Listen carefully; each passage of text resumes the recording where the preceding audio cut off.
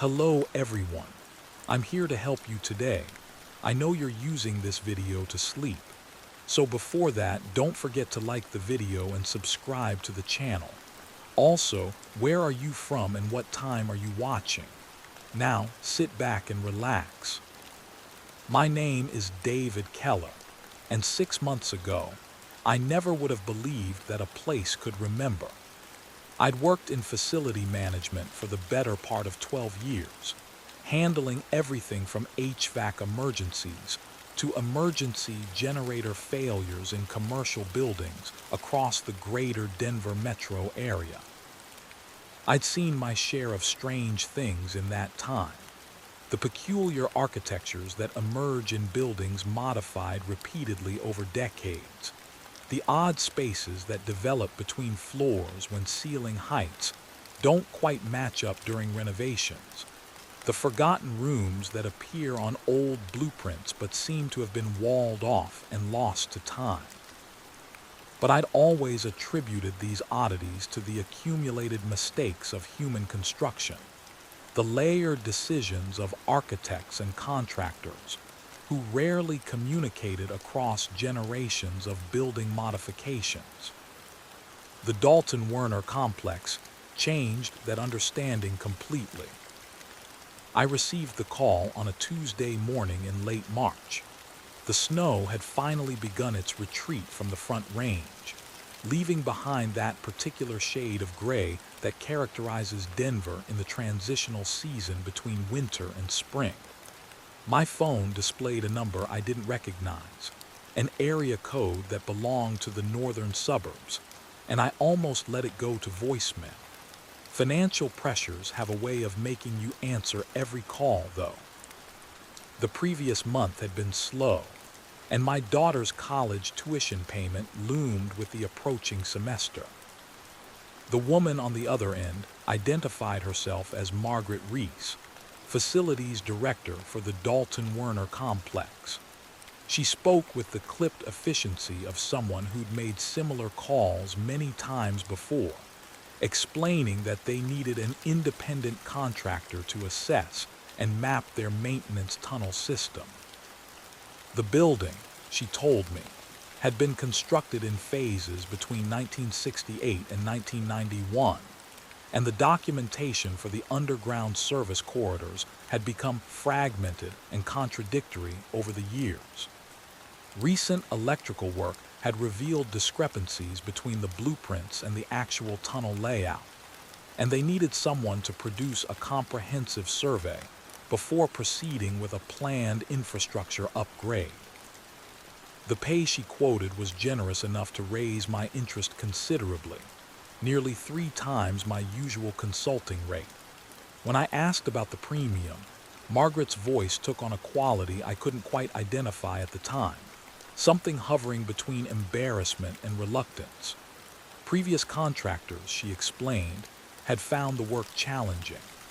The tunnel system was extensive and poorly lit, requiring crawling through tight spaces and navigating confusing layouts. Several had quit before completing the survey, citing various personal reasons. The company was willing to pay more to ensure the job got finished. I should have paid more attention to that explanation. Should have asked what personal reasons would make experienced contractors abandon a lucrative project. But I was thinking about tuition payments and the mortgage, about the lean months that always seem to follow the winter season in Colorado facility management. I told Margaret I was interested and arranged to meet her at the complex the following morning. The Dalton-Werner complex occupied a sprawling site on the western edge of Broomfield, where the suburbs began their gradual dissolution into the agricultural plains that stretched toward Boulder. The building itself presented an architectural confusion that spoke to its decades of piecemeal expansion. The original 1968 structure, a low-slung modernist box of concrete and glass, formed the eastern anchor, while subsequent additions sprawled westward in a series of increasingly vertical sections. The newest wing, completed in 1991, rose 7 stories and featured the reflective bronze glass that had been fashionable in that particular era of commercial architecture. A parking lot surrounded the complex on 3 sides, its asphalt cracked and patched in patterns that mirrored the building's own accumulated history. Bare trees lined the perimeter, their branches still winter-thin, creating skeletal shadows across the pavement in the pale morning light. As I pulled into a visitor space near the main entrance, I noticed how few cars occupied the lot. Perhaps 30 vehicles scattered across spaces that could accommodate hundreds, creating an impression of abandonment that seemed inconsistent with an active commercial facility. The lobby continued this impression of emptiness. The space stretched 3 stories high, featuring an atrium design that would have seemed impressive in 1991, but now felt dated and slightly forlorn. Planters containing artificial ferns lined the walls, their plastic fronds coated in a fine layer of dust that caught the light from the overhead fluorescents.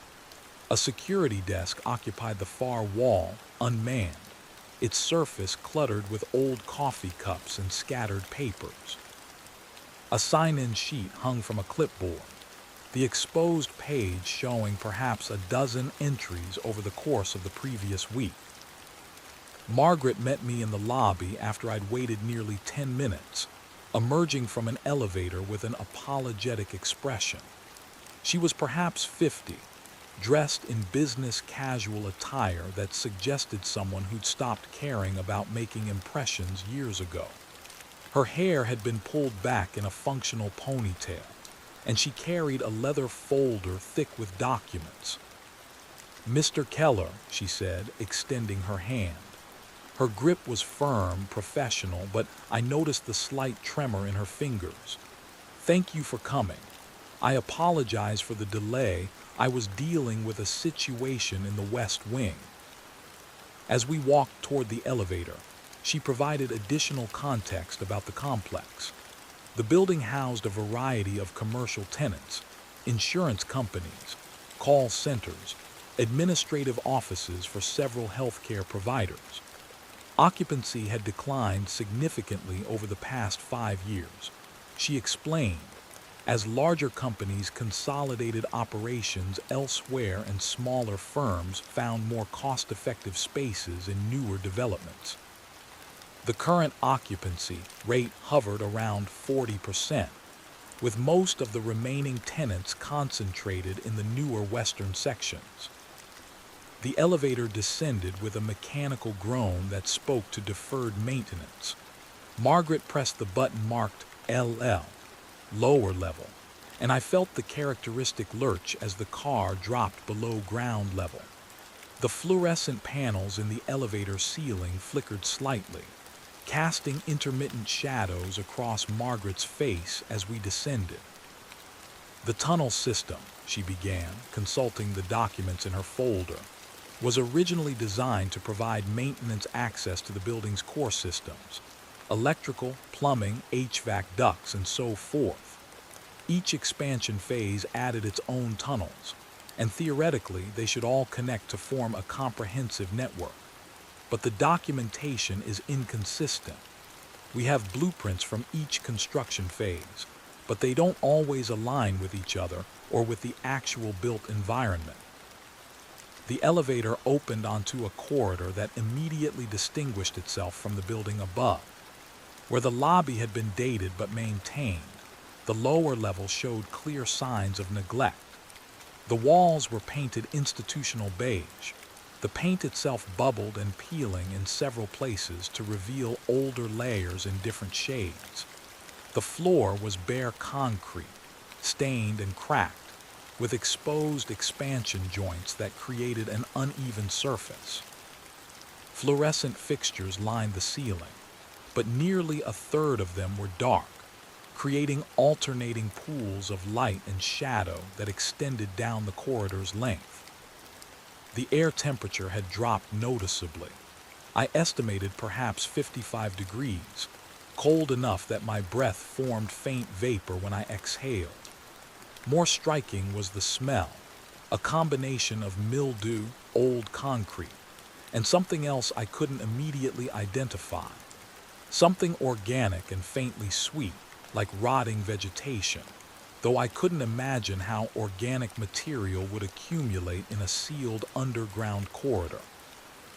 Margaret led me down the hallway to a metal door marked Maintenance Access, authorized personnel only. She produced a key from her pocket, and I noticed that her hand trembled more noticeably now as she worked the lock. The mechanism resisted for a moment before releasing with a metallic click that echoed down the empty corridor. "The tunnel entrance," she said, pushing the door open to reveal darkness beyond. "We've had issues with the lighting down here. Some of the circuits don't seem to work properly, even after we've replaced the bulbs and checked the wiring. You'll need to bring your own lighting equipment." I'd anticipated this based on her description during our phone call and had brought my standard underground kit: a helmet-mounted LED headlamp, a handheld flashlight with extended battery life, and a backup lamp clipped to my belt. I'd also packed a digital camera, a measuring tape, and a tablet loaded with architectural software for creating accurate floor plans. Margaret handed me a folder containing copies of the existing blueprints, 3 different sets that corresponded to the major construction phases. Even a cursory examination revealed the inconsistencies she'd mentioned. The 1968 plans showed a simple grid of perpendicular tunnels running beneath the original structure. The 1979 addition blueprints depicted their own tunnel system, which theoretically connected to the original grid at 2 junction points. The 1991 plans showed the most extensive network, with tunnels that supposedly linked to both previous systems at multiple connection points. But the scales didn't quite match between the 3 sets of plans. The 1979 blueprints showed their junction points at different locations than where the 1968 plans indicated tunnels should exist. The 1991 plans included several corridors that, if accurate, would have required tunneling through sections of the building's foundation that the earlier plans showed as solid concrete. "I need you to map what's actually down there," Margaret said. "Accurate measurements, photographic documentation, a comprehensive survey that will tell us what exists versus what the plans claim exists. We're planning a major electrical upgrade for the entire complex, and we need to know the actual routing for the existing systems before we can design the new infrastructure." I told her I understood and asked about access restrictions. Were there areas I shouldn't enter? Time restrictions on when I could work? She shook her head to both questions. "The tunnels aren't used regularly. Our maintenance staff avoids them when possible. Most of the building systems can be accessed from utility closets on the individual floors. You can work whatever hours suit you. The building is locked at 6 p.m., but I can give you a key card that will let you in through the lower level entrance around the back. That way you won't have to deal with the main lobby security." This arrangement suited me well. I prefer working odd hours when doing survey work, finding that the absence of regular business activity makes it easier to concentrate on measurements and documentation. We agreed that I would begin that same evening, working primarily during night hours when the building would be at its quietest. Margaret walked me back to the elevator, and as we waited for the car to arrive, I noticed her glancing repeatedly down the corridor toward the maintenance access door. The expression on her face wasn't one I could easily categorize. It seemed to combine elements of anxiety and something else, something that might have been resignation or perhaps acceptance of some unfortunate but inevitable situation. The previous contractors, I said, breaking the silence. You mentioned they found the work challenging. Was there something specific that caused them to quit? She was quiet for a moment, and I heard the elevator machinery grinding somewhere above us, the car making its slow descent. When she finally spoke, she didn't look at me directly, instead keeping her gaze fixed on the elevator doors. They said the tunnels were disorienting, that the layout didn't make sense, that they kept getting turned around even with maps and compasses. One of them claimed the tunnels were changing, that corridors he'd mapped one day didn't exist the next day when he went back to verify his measurements. She paused, then added, "He was older though, in his 60s. I think he might have been experiencing some early cognitive issues." The elevator arrived with a chime that seemed too loud in the empty corridor. As we stepped inside and began our ascent, Margaret continued, her voice carefully neutral. "I'm telling you this so you understand why the pay is what it is. The work is straightforward from a technical standpoint. You've certainly done more complicated surveys. But something about those tunnels seems to affect people. Maybe it's the confined spaces, or the poor lighting, or just the general unpleasantness of crawling around underground. Whatever it is, we're paying a premium to make sure someone actually finishes the job." I wanted to ask more questions, but we'd reached the main level and Margaret was already stepping out of the elevator, her manner suggesting the conversation was complete. She handed me a key card and a business card with her direct number, told me to call if I needed anything, and wished me luck with the survey. As I walked back to my truck, I found myself thinking about what she'd said about the previous contractors. Disorientation in underground spaces wasn't unusual. Human spatial sense relies heavily on visual reference points, and in environments where everything looks similar, it's easy to become confused about direction and distance. I'd experienced it myself in parking garages and warehouse basements, that momentary uncertainty about which way led back to the entrance. But the detail about the contractor who claimed the tunnels were changing bothered me more than I wanted to admit.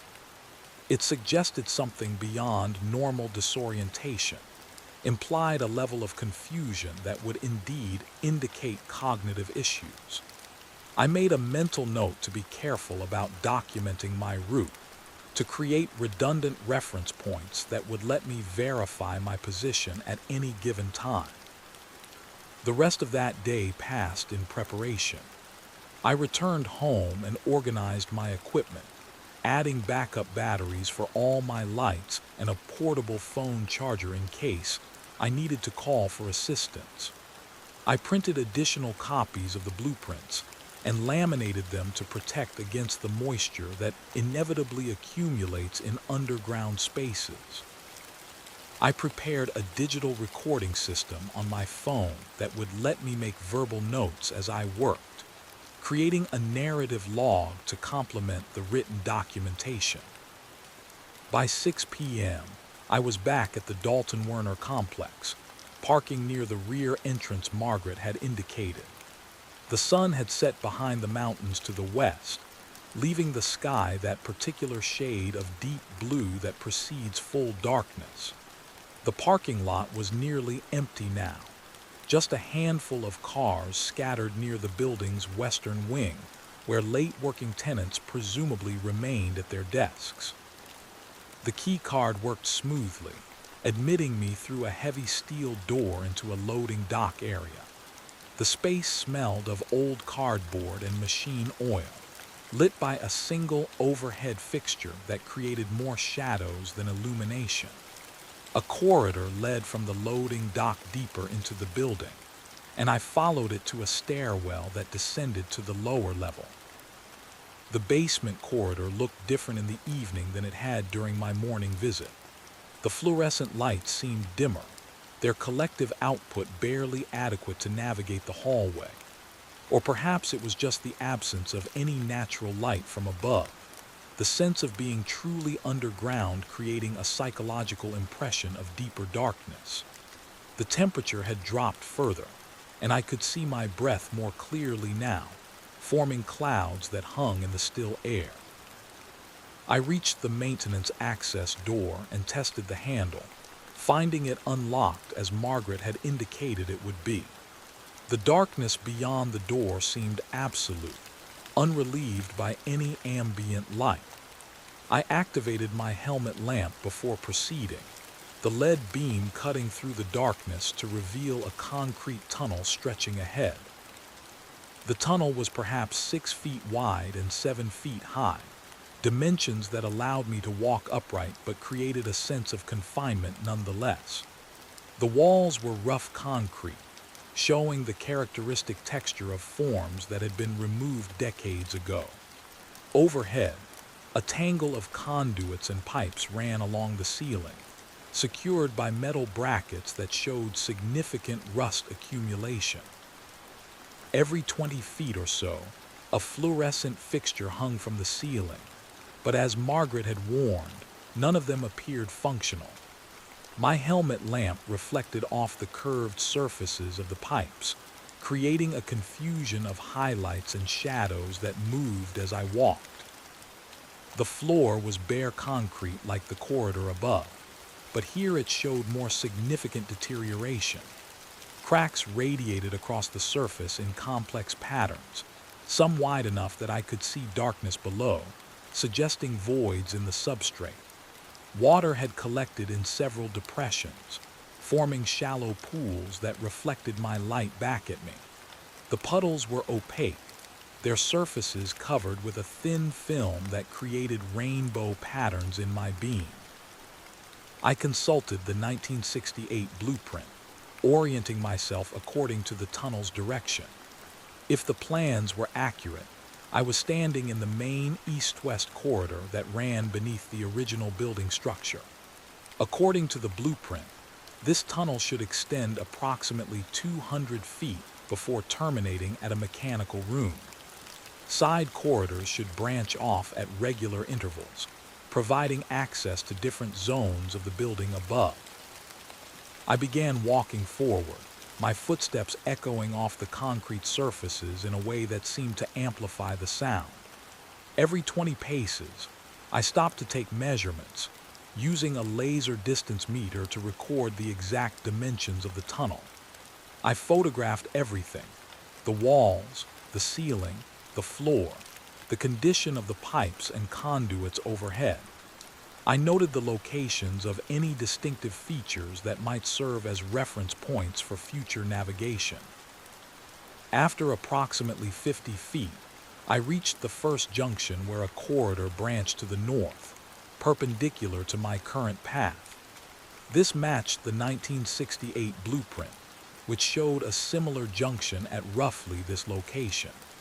I marked the junction on my printed map and took additional photographs before continuing along the main corridor. The quality of my helmet lamp was excellent, 20,000 lumens distributed across a wide beam pattern that illuminated the tunnel effectively. But despite the brightness, I found myself increasingly aware of the darkness that pressed in from the edges of my vision. In surface environments, even at night, there's always some ambient light, from stars, from distant streetlights, from the general glow of human civilization. Underground, in sealed tunnels, that ambient light doesn't exist. The darkness beyond my lamp's reach was absolute and solid, a physical presence that seemed to resist the light. At 100 feet from the entrance, according to my distance meter, I encountered something that didn't appear on any of the blueprints. The main tunnel continued ahead as expected, but a new corridor branched off to the south, the opposite direction from the junction I'd passed earlier.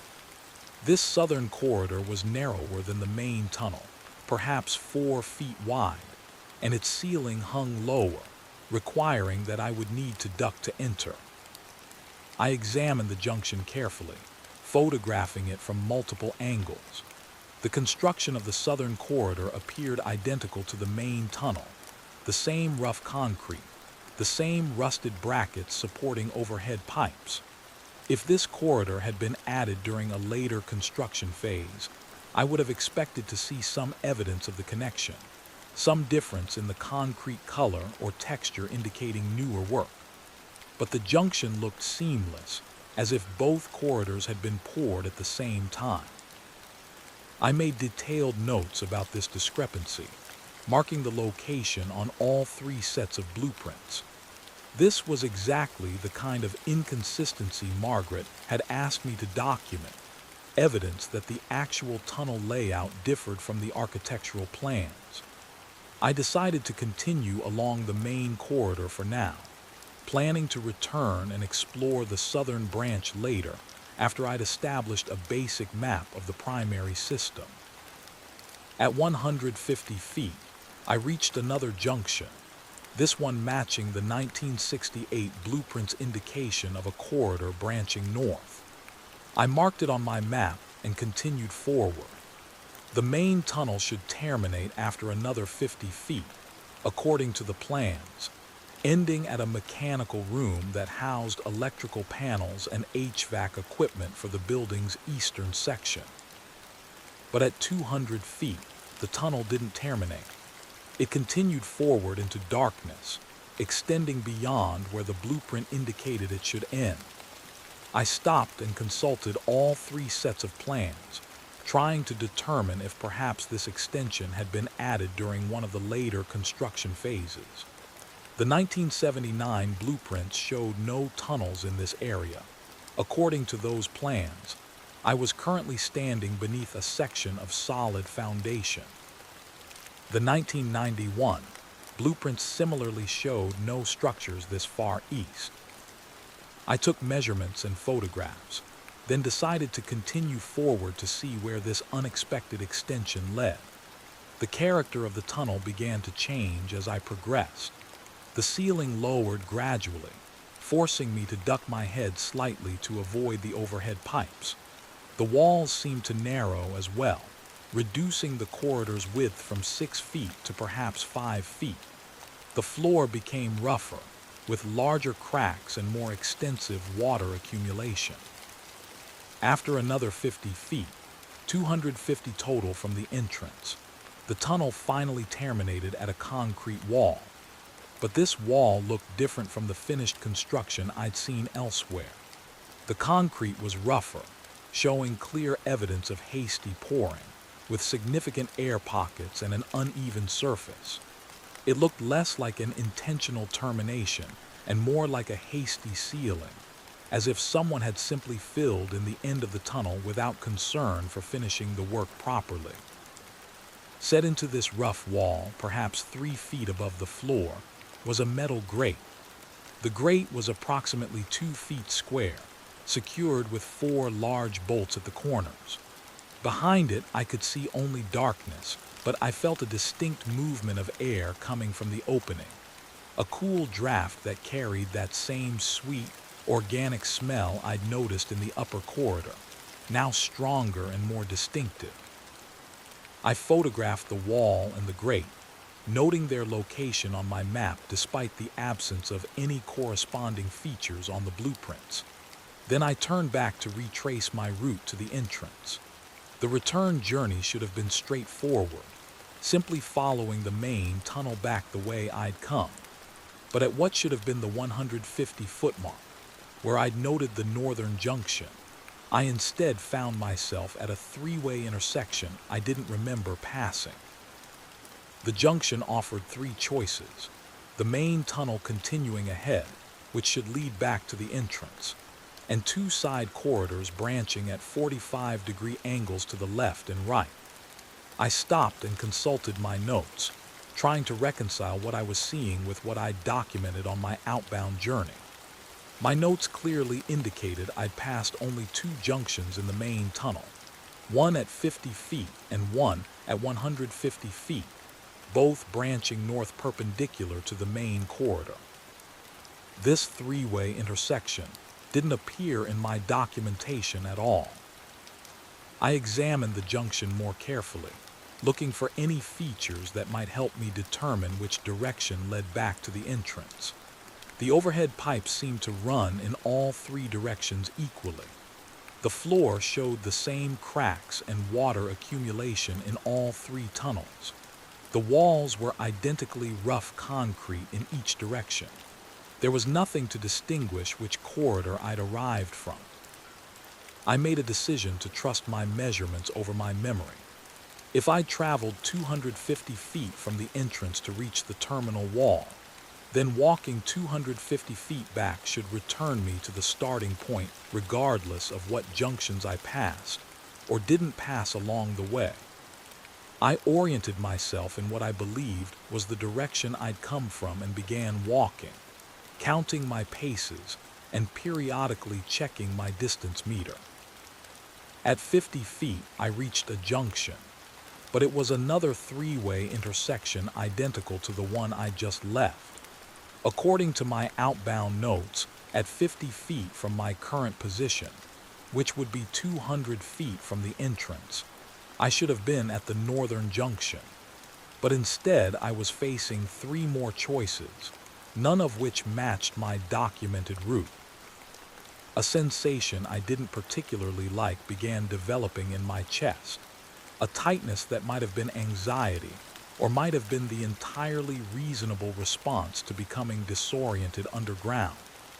I stopped walking and took several deep breaths, forcing myself to think through the situation logically. Underground spaces can be genuinely disorienting, especially when lit only by a headlamp that creates tunnel vision and eliminates peripheral visual cues.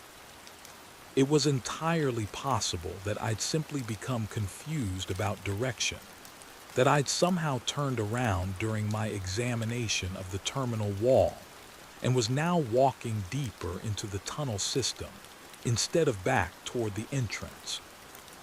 I pulled out my phone, thinking I could use its compass function to establish a consistent direction. But when I activated the screen, the compass app spun erratically, the needle rotating without settling on any particular heading. This wasn't entirely surprising. Compasses often behave strangely underground, where the proximity of metal pipes and electrical conduits can interfere with magnetic readings. But it eliminated one potential navigation tool. I decided to try a different approach. Rather than attempting to retrace my route, I would systematically explore the tunnels until I found a distinctive landmark I recognized. Either the entrance door or one of the junctions I'd clearly documented. I chose the left corridor at random and began walking, making careful notes about every turn and every distinctive feature. This corridor ran for approximately 30 feet before branching again, offering two new directions, straight ahead or right. The overhead pipes seemed thicker here, and I noticed that some of them were warm to the touch, suggesting they carried heated water or steam. I chose to continue straight and found myself in a section of tunnel that looked older than what I'd seen previously. The concrete here was more deteriorated, with sections of exposed rebar showing through where the surface had spalled away. The floor had developed a noticeable slope, descending perhaps 5 degrees from horizontal. As I walked down this sloping corridor, I became aware of a sound ahead, a low, rhythmic noise that might have been machinery or might have been water dripping into a pool. The sound grew gradually louder as I descended, and with it, that sweet, organic smell intensified, becoming almost cloying in its strength. The sloping corridor terminated after perhaps 60 feet at another rough concrete wall, this one featuring a door rather than a grate. The door was metal, heavily rusted, with no visible handle or latch, just a smooth surface interrupted by a massive industrial hinge on one side. It looked like it had been designed to swing open from the other side, providing exit from whatever space lay beyond, but preventing entry from the tunnel. The rhythmic sound was clearer now, and I realized it was indeed water, a steady dripping coming from somewhere beyond the door. I pressed my ear against the metal surface, trying to determine what lay on the other side, but the door was too thick to hear through clearly. The sound seemed to reverberate through the metal, creating a low resonance that I felt more than heard. I photographed the door and marked its location on my increasingly confused map, then turned back to retrace my steps up the sloping corridor. But at the top of the slope, where I should have emerged at the junction I'd entered from, I instead found myself in a completely unfamiliar section of tunnel. This corridor was wider than any I'd seen before, perhaps 8 feet across, and the ceiling rose to at least 9 feet. The overhead pipes here were arranged differently, running in parallel lines rather than the tangled confusion I'd seen elsewhere.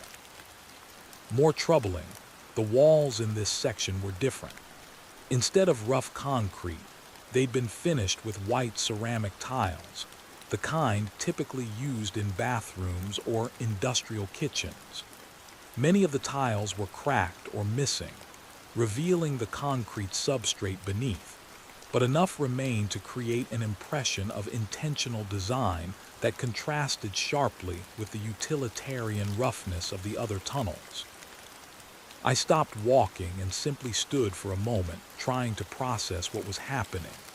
The rational part of my mind insisted that there must be a logical explanation. Underground spaces are confusing. I'd become disoriented, had made wrong turns, was now in a section of tunnel I simply hadn't documented yet. The tunnels themselves weren't changing. My perception and memory were unreliable. But another part of my mind, a more primitive part that recognized danger even when it couldn't articulate the specific threat, was suggesting something different. That part noticed how none of my turns had been complex enough to create this level of disorientation. That part remembered the specific junctions I'd documented and couldn't reconcile those memories with the spaces I was now encountering. That part was beginning to suspect that Margaret's dismissal of the previous contractor's claims, that the tunnels changed, had been less skepticism and more hope that I would prove him wrong.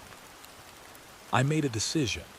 Rather than continuing to wander through tunnels that refused to follow the logic of map space, I would find a wall and follow it consistently in one direction. This is basic navigation strategy in maze environments. By keeping constant contact with one wall and never breaking that contact, you will eventually trace the entire perimeter of the space and return to your starting point. It might take time, but it would prevent me from walking in circles. I moved to the right wall of the tiled corridor and placed my hand against the ceramic surface, beginning to walk while maintaining contact.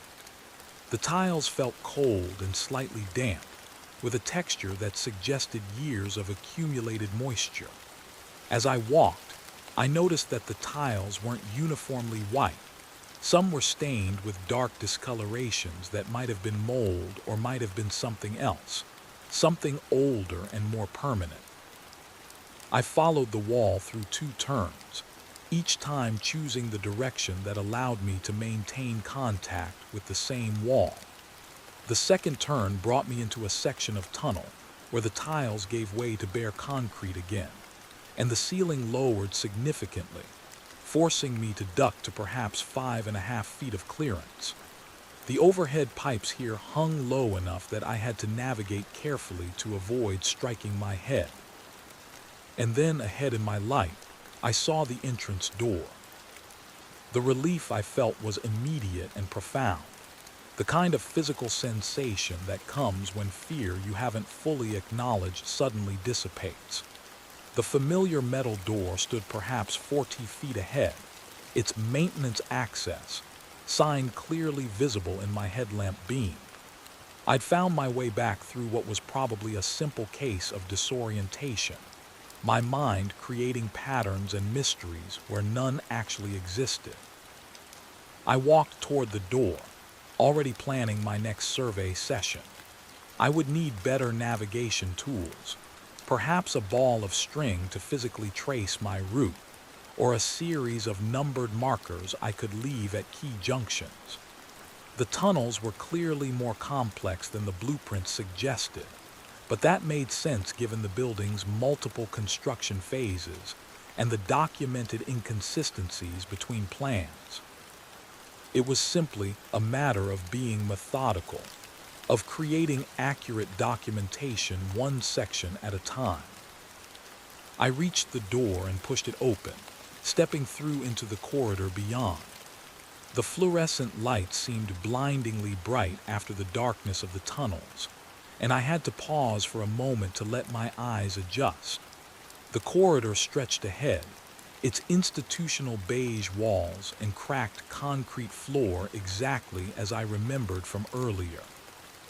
But as I walked toward the stairwell that would take me back to the surface level, I noticed something that made me stop. The corridor felt longer than I remembered, not dramatically so, but noticeably. During my morning visit with Margaret, the walk from the stairwell to the maintenance access door had taken perhaps 30 seconds at a normal pace. Now, I'd been walking for over a minute and hadn't yet reached the stairwell. I told myself it was perception, that the tunnels had affected my sense of time and distance. But when I finally did reach the stairwell, I found that it wasn't the same stairwell I'd descended. This one was narrower, with metal railings instead of the concrete balustrades I remembered. The walls were painted a pale green rather than beige, and the treads showed different patterns of wear. I climbed the stairs anyway, emerging on what should have been the ground floor loading dock area. But instead, I found myself in a corridor I'd never seen before, narrower than the loading dock passage, with walls finished in the same white ceramic tiles I'd encountered in the tunnels below. Doors lined both sides of the corridor, each marked with a number but no other indication of what lay beyond. The rational explanations were becoming harder to maintain. I couldn't have become so disoriented that I'd emerged in a completely different section of the building. The complex was large, but not so large that I could have traveled that far while believing I was simply returning to my entry point.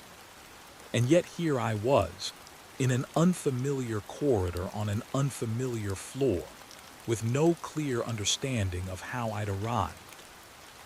I walked down the corridor, trying each door as I passed. All were locked, their mechanisms refusing to yield despite my attempts. The doors themselves were metal, painted the same institutional beige as the walls I'd seen in the lower corridor. But these were older. The paint cracked and bubbled in places to reveal layers of older colors beneath. Green, gray, a pale yellow that might have been white once. At the end of the corridor, I found another stairwell, this one ascending rather than descending. I climbed 2 flights and emerged into a space I finally recognized. The main lobby of the Dalton Werner complex, with its 3-story atrium and dusty artificial ferns. The security desk stood empty as before, and through the glass doors of the main entrance, I could see my truck in the parking lot where I'd left it. I checked my phone, 12:47 a.m. I'd entered the tunnels at approximately 7:00 p.m., meaning I'd been underground for nearly 6 hours. This seemed impossible. My actual exploration time couldn't have exceeded 2 hours at most, and yet 5.5 hours had passed.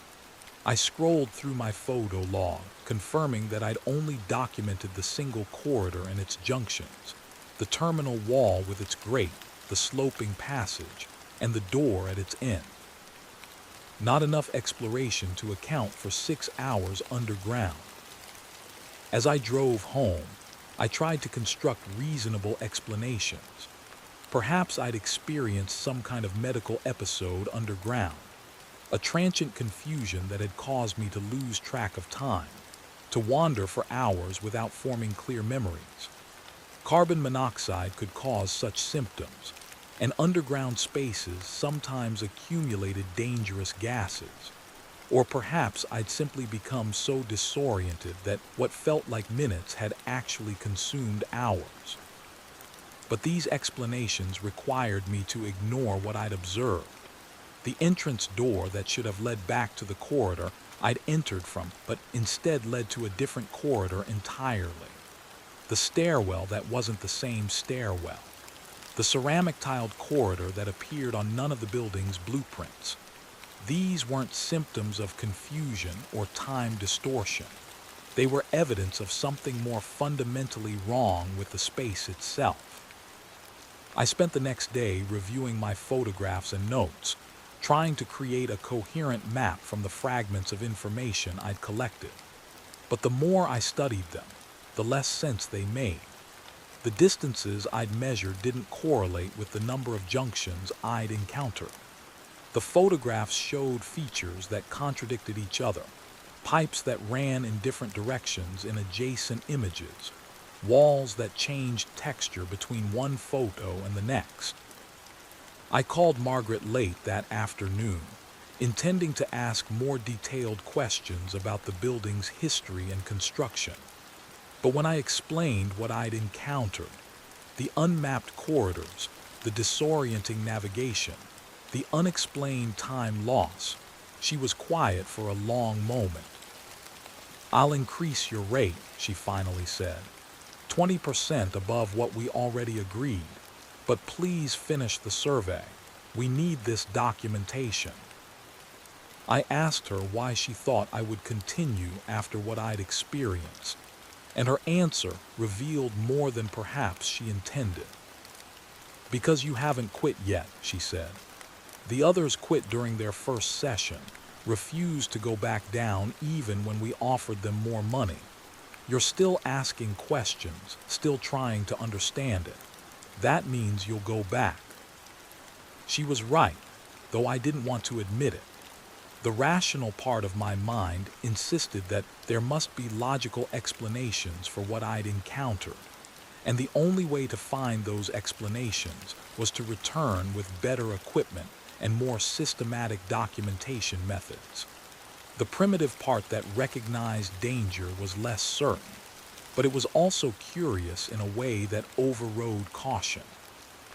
I spent the following day acquiring additional equipment.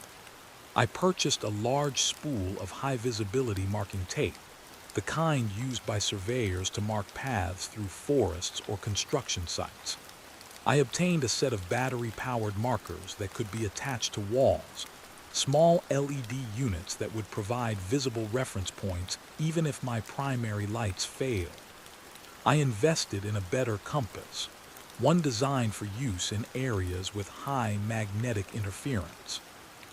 And I prepared a more comprehensive documentation system on my tablet, with the ability to create real-time maps that would update as I explored.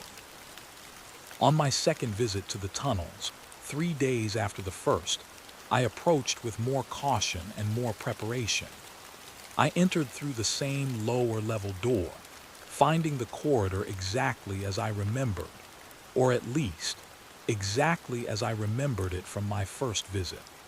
I couldn't be entirely certain it was the same corridor I'd emerged into during my confused exit. I began by securing one end of my marking tape to a pipe bracket just inside the tunnel entrance, creating a physical connection to this known reference point. Then I started forward, playing out the tape behind me as I walked.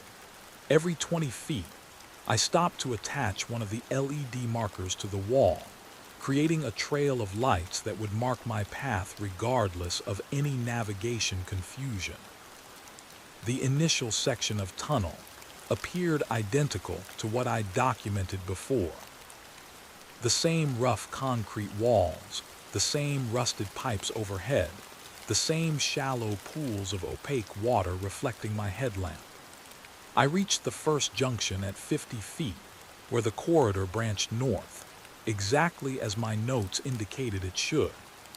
I marked this junction with an lead beacon, labeled it Junction A on my tablet map, and continued along the main corridor.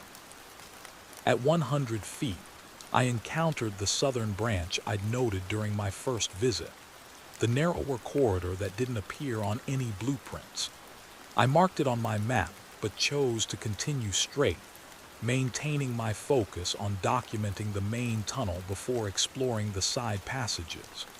The marking tape played out behind me, a thin orange line connecting me to the entrance like Theseus's thread in the labyrinth.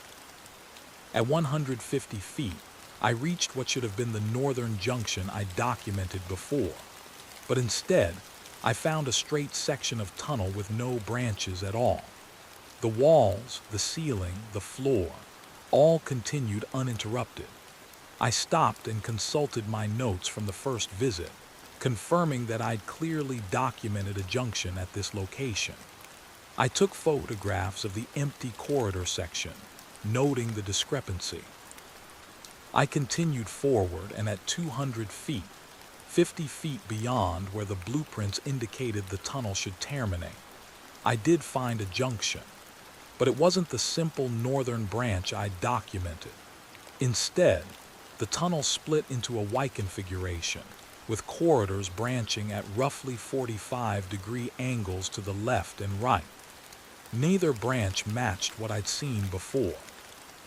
The marking tape was working exactly as intended, providing me with a constant physical reference back to the entrance.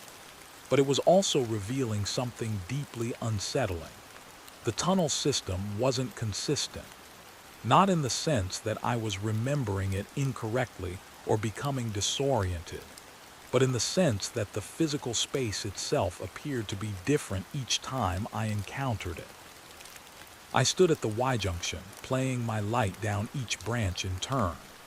Both corridors looked essentially identical, the same rough concrete construction, the same overhead utilities, the same deteriorating floor. There was no obvious reason to choose one over the other. I decided to explore the left branch first, playing out more marking tape as I proceeded. This corridor descended on a slight grade, perhaps 3 degrees from horizontal, dropping gradually as it extended. After approximately 40 feet, the walls changed character. The rough concrete gave way to brick, old brick, the kind used in construction from the 1920s or 1930s, far predating the building's documented 1968 construction date. The bricks were dark red, their surfaces stained with efflorescence where minerals had leached out over decades of contact with groundwater.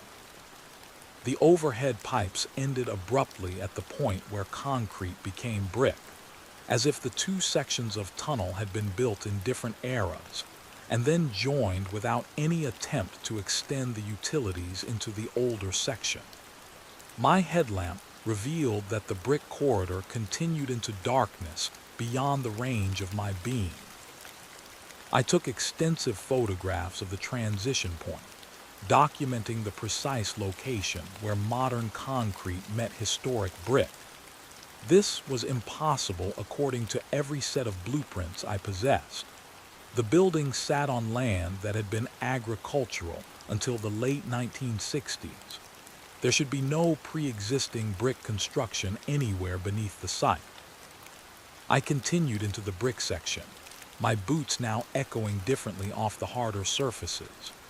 The sound bounced back more sharply, creating a peculiar acoustic environment where I could hear my footsteps repeating 3 or 4 times before fading into silence.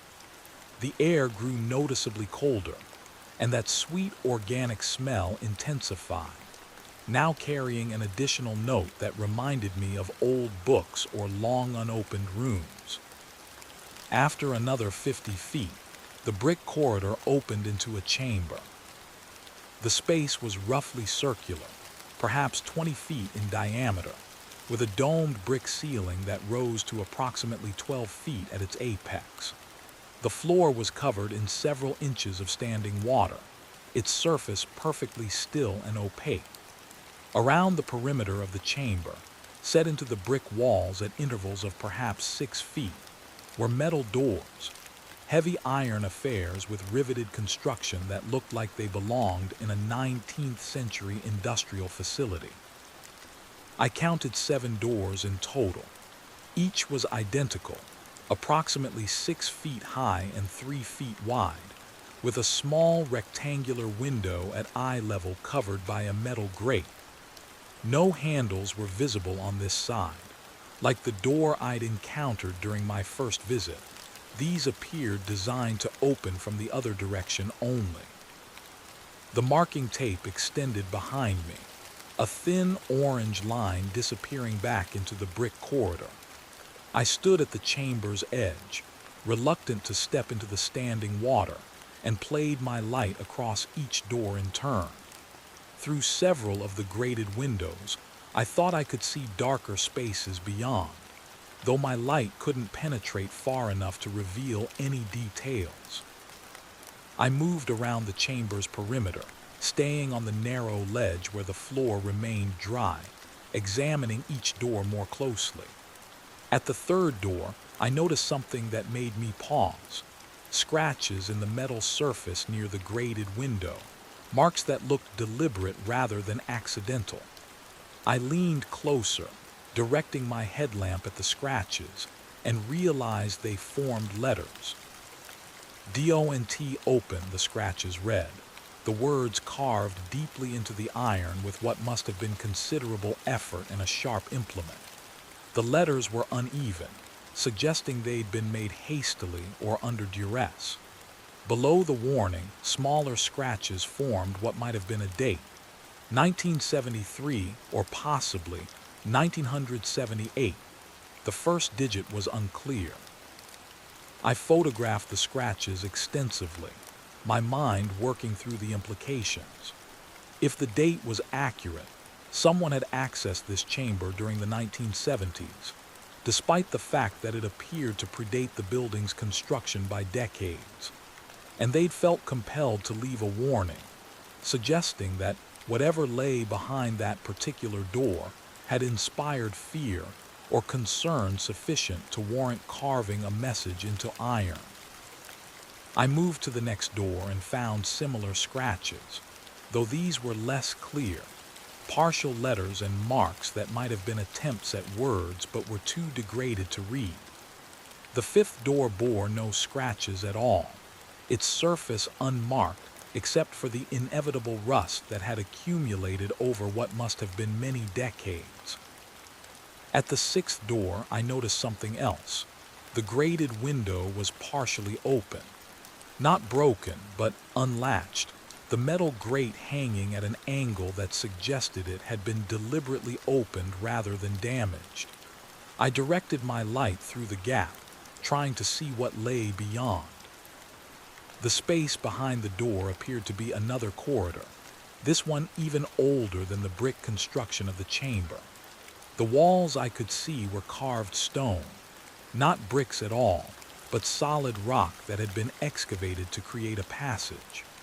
The floor seemed to be dirt or possibly decomposed stone, and in the limited range of my light, I could see what looked like debris scattered across the surface. As I stood there peering through the grated window, I became aware of a sound coming from beyond the door.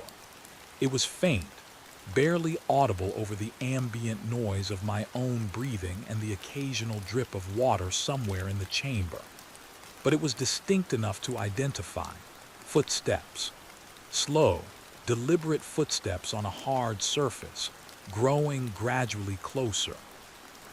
The rational part of my mind suggested various explanations. Maintenance workers in an adjacent section of tunnel. Acoustic artifacts created by water dripping in peculiar patterns. The building settling in ways that produced rhythmic sounds. But the primitive part, the part that had been growing more insistent with each impossible feature I encountered, that part recognized the sound for what it was and suggested very strongly that I should leave immediately. I stepped back from the door, my hand instinctively reaching for the marking tape that connected me to the entrance. The footsteps continued, growing closer, and now I could hear another sound accompanying them. A low humming or perhaps breathing, a rhythmic exhalation that matched the pace of the steps. I turned and began walking quickly back along the brick corridor, following the orange tape.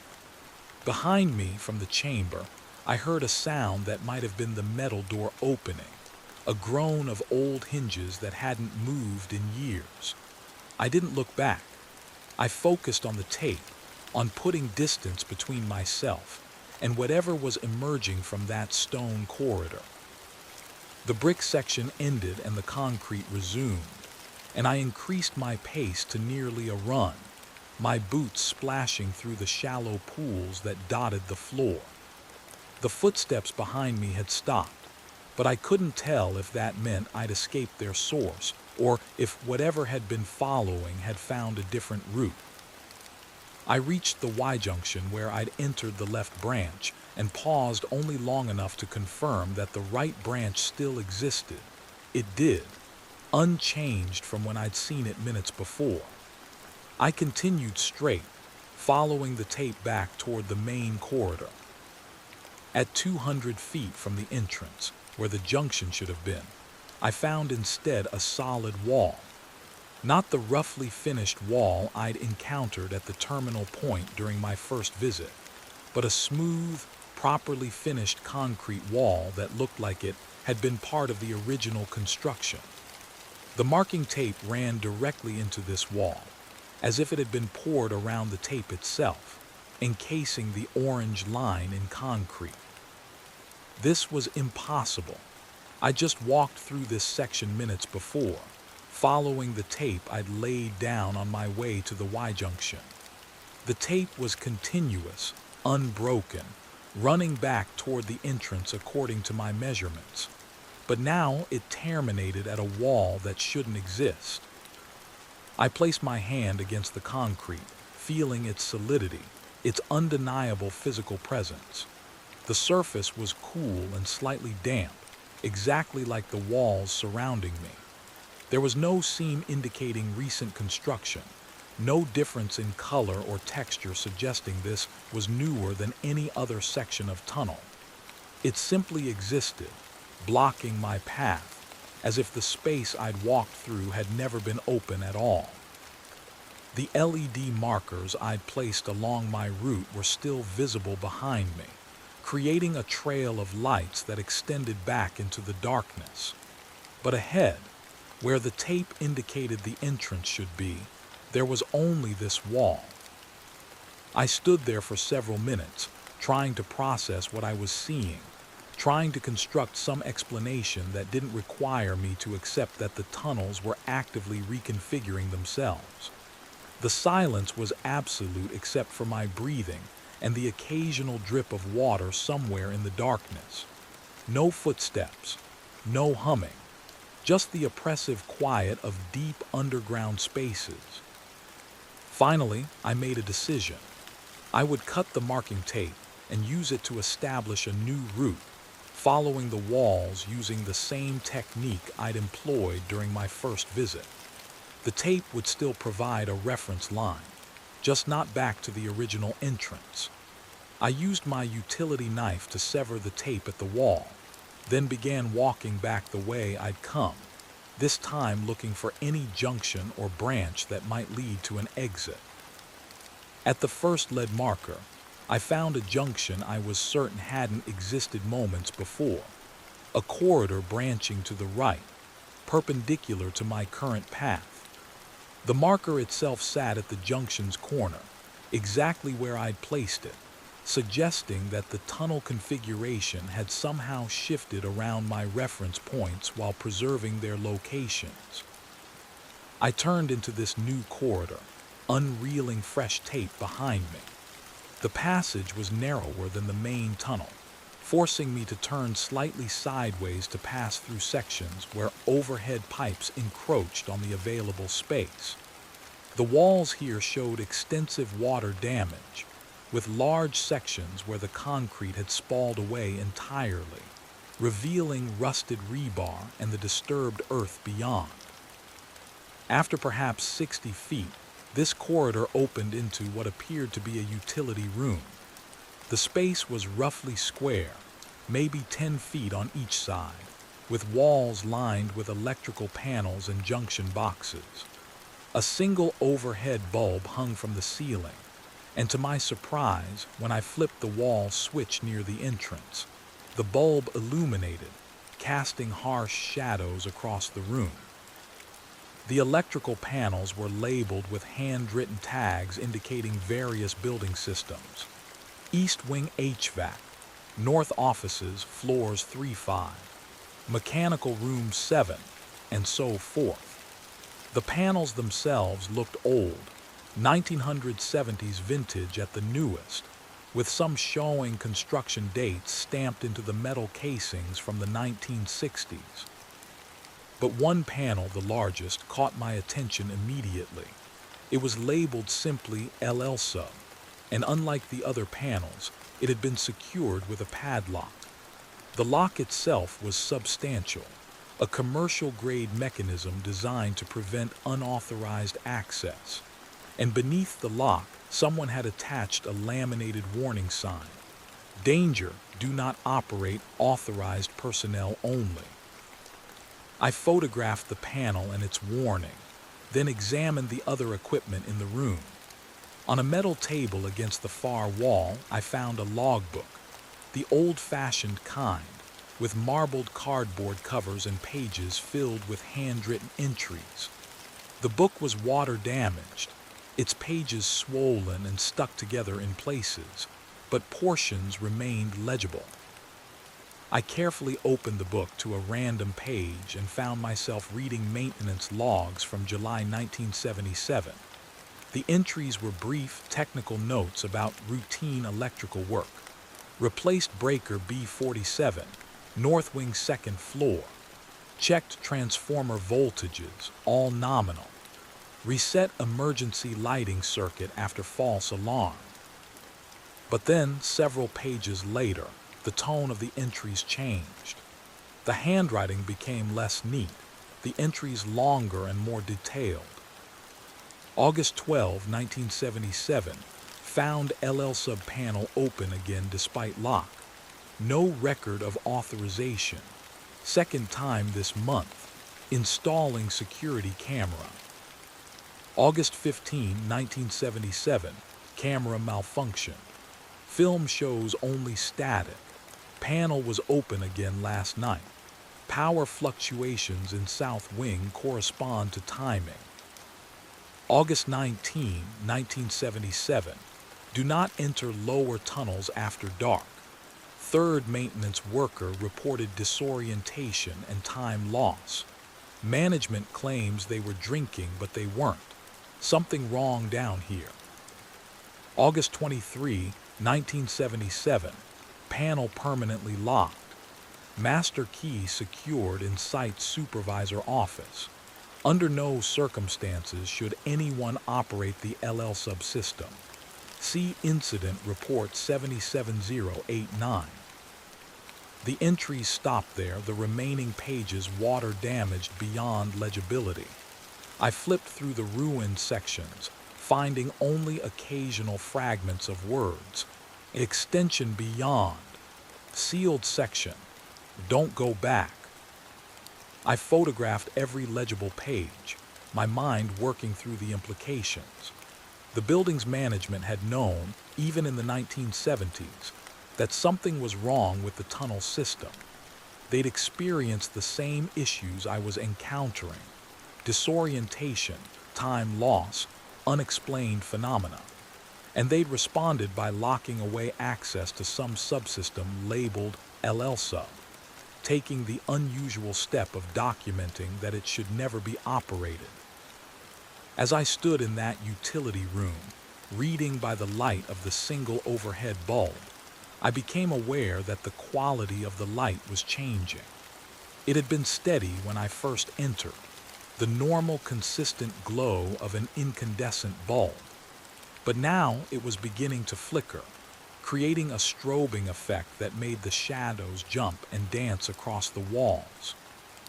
The flickering intensified, the light cycling between full brightness and near darkness at an increasing rate. And in the moments of near darkness, I could see something that shouldn't have been visible. A faint glow coming from behind the locked electrical panel, a pale blue luminescence that pulsed in rhythm with the flickering overhead bulb. I moved closer to the panel, drawn by the wrongness of that light. The panel's metal casing was warm to the touch, warmer than any electrical equipment should be when not actively operating. The blue glow seeped out around the edges of the access door, creating thin lines of light that outlined the panel's rectangular shape. The overhead bulb's flickering reached a crescendo and then stopped, plunging the room into complete darkness except for that blue glow. In the sudden silence that followed, I hadn't realized the bulb had been humming until it stopped. I could hear something from inside the panel. Not the buzz of electrical current, but something organic. A sound like breathing or perhaps the movement of air through a confined space. My helmet lamp still functioned and I activated it, flooding the room with white LED light that overwhelmed the blue glow. In that harsh illumination, I could see that the panel's padlock had opened. Not broken, not cut, simply open, hanging from the hasp as if someone had used a key. The access door stood slightly ajar, revealing darkness within that my light couldn't fully penetrate. Every instinct I possessed told me to leave immediately, to follow my marking tape back through whatever configuration the tunnels had assumed and find an exit to the surface. But I'd spent 12 years in facility management, and in that time, I'd learned that mysterious phenomena usually had prosaic explanations. Panels didn't glow blue for supernatural reasons. They glowed blue because of electrical arcing or corona discharge, or some other well-understood physical process. Locks didn't open themselves. They opened because someone had opened them, or because the mechanism had failed, or because I'd simply failed to notice they were already open when I entered. I pulled the panel door fully open, directing my helmet lamp into the interior. The panel should have contained circuit breakers, bus bars, wiring connections, the standard components of electrical distribution equipment. Instead, I found myself looking at a space that extended far deeper than the panel's exterior dimensions should have allowed. The interior wasn't a few inches deep, as the panel's profile suggested, but rather opened into a corridor or chamber that stretched beyond the range of my light. The walls of this impossible interior space were smooth concrete, similar to the tunnels but with a different texture, almost polished, as if someone had finished the surface to a high degree of smoothness. The floor, several feet below the level of the panel opening, appeared to be the same material, and extending into the darkness, I could see what looked like doorways or openings at regular intervals along the walls. The blue glow I'd seen was emanating from somewhere deeper in this space, beyond where my light could reach. It pulsed slowly, creating a rhythm that seemed almost biological, a heartbeat or the cycle of breathing. And accompanying that light, so faint I almost missed it, was a sound. Voices speaking in whispers, too distant and distorted to make out individual words but unmistakably human in their cadence and tone. I pulled back from the panel, letting the access door swing closed. The blue glow continued to seep out around the edges, and the whispering voices continued, their volume unchanged by the closing of the door. I photographed the panel from several angles, documenting the open padlock, the impossible depth visible through the access opening, the blue light emanating from within. Then I turned and walked quickly from the utility room, following my marking tape back into the tunnel system. Behind me, I heard the overhead bulb flicker back to life. Its humming resumed, but I didn't look back to see if the light had returned to normal or if the blue glow had intensified. The marking tape led me through 3 junctions I didn't remember encountering on my way to the utility room, each offering multiple corridor choices. I followed the tape religiously, trusting its physical presence over my memory or sense of direction. After what my phone indicated was 20 minutes of walking, though it felt both longer and shorter simultaneously, I emerged into a corridor I finally recognized. The main basement hallway, with its institutional beige walls and failing fluorescent lights. I followed this corridor to a stairwell, the same narrow stairwell with metal railings I'd used during my confused exit on the first visit, and climbed to the ground level. The loading dock area appeared exactly as I remembered it, and through the metal door, I could see my truck in the parking lot, illuminated by the pale orange glow of the sodium vapor lights. I checked my phone as I walked to the truck. 4:17 a.m. I'd entered the tunnels at approximately 11:00 p.m., meaning I'd been underground for just over 5 hours. This seemed more reasonable than the 6-hour gap from my first visit, but still didn't match my subjective experience. The time underground had felt like perhaps 2 hours at most, time to explore the brick corridor, discover the chamber with its 7 doors, flee back to the junction, encounter the wall, find the utility room, and make my exit. As I drove home through the pre-dawn darkness, I tried to organize my thoughts and observations into some coherent framework. The tunnels beneath the Dalton Werner complex were not behaving according to normal physical principles. They weren't simply confusing or poorly documented. They were actively reconfiguring, creating spaces that shouldn't exist, connecting areas that had no logical relationship, and distorting the passage of time for anyone who entered them. The evidence was accumulating. The different corridors encountered on repeated traversals of supposedly identical routes, the brick construction predating the building's documented age, the chamber with its 7 doors and carved warnings, the utility room containing equipment from the 1970s, and a logbook documenting earlier encounters with the same phenomena I was experiencing.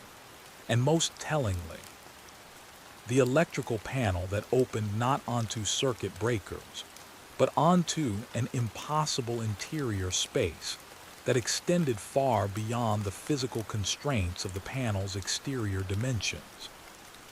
I spent the rest of that day reviewing my documentation, creating detailed maps that attempted to reconcile the contradictory information I'd collected. But the more I worked with the data, the more apparent it became that no conventional map could represent what I'd encountered. The tunnels didn't occupy normal space. They couldn't be accurately represented in 2 dimensions, or even 3. They required some additional dimension to account for the ways they connected and reconfigured. Late that afternoon, I called Margaret again. This time, I was more direct about what I'd found and what I thought it meant. The tunnel system isn't stable, I told her. I don't mean it's structurally unsafe, though it probably is that too. I mean it's not consistent. The layout changes between visits, sometimes during a single visit. There are sections that predate the building's construction, spaces that can't exist according to the blueprints, equipment that suggests people in the 1970s knew something was wrong and tried to seal off access to certain areas. Margaret was quiet for a long time. When she finally spoke, her voice carried a quality I hadn't heard before, not surprise, but something closer to resignation. "How far did you get?" she asked. "Into the system, I mean, how deep?" I consulted my notes, trying to calculate distances that didn't quite add up. Based on my measurements, I probably traveled 500 or 600 feet from various entrance points, but the distances don't correlate properly with the mapped building footprint. I found spaces that should be beyond the building's foundation, areas that can't exist in the location where I encountered them. "Did you find the lower levels?" she asked. "The sealed sections?" This was the first I'd heard of officially sealed sections, and I said so. Margaret sighed, and I heard papers rustling as if she were consulting documents. "The building has a history," she said. "Before Dalton Werner purchased the property in 1968, the land was owned by a mining company. They did exploratory drilling in the 1920s, looking for coal deposits. Found something else instead, something that made them abandon the site. When Dalton Werner bought the property, they were required to seal any existing excavations as a condition of the sale. But the sealing work was contracted to the lowest bidder, and the documentation suggests it wasn't thorough." She paused, then continued. "The 1968 construction deliberately avoided certain areas indicated on the mining company's survey maps. But when they expanded in 1979, the new construction intersected with some of the old excavations. That's when the problem started. Maintenance workers reporting disorientation, equipment failures, spaces that didn't match the blueprints. The 1991 expansion was supposed to seal off the problematic sections completely, but instead, it seems to have made things worse." "What did the mining company find?" I asked. "What made them abandon the site?" "Their records are vague," Margaret said. "References to unsuitable geological conditions and structural instabilities. But I've read some of the original survey reports, and there are notes about excavations that descended beyond their intended depth, tunnels that continued past where drilling should have stopped, and survey equipment that malfunctioned in specific areas. One surveyor wrote that the underground spaces exhibited properties inconsistent with normal geology, whatever that means." I thought about the chamber with its 7 doors, the brick construction from decades before the building existed, the electrical panel that opened onto impossible depths. "I think it means exactly what I'm seeing," I said. "Spaces that don't follow normal physical rules, areas that connect in ways that shouldn't be possible.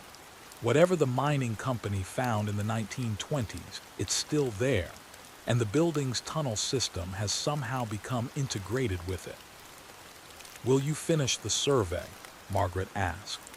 "I know it's a lot to ask given what you've encountered, but we need documentation of what's actually down there. The building's ownership is changing hands, and the new owners want a complete assessment before they proceed with renovations.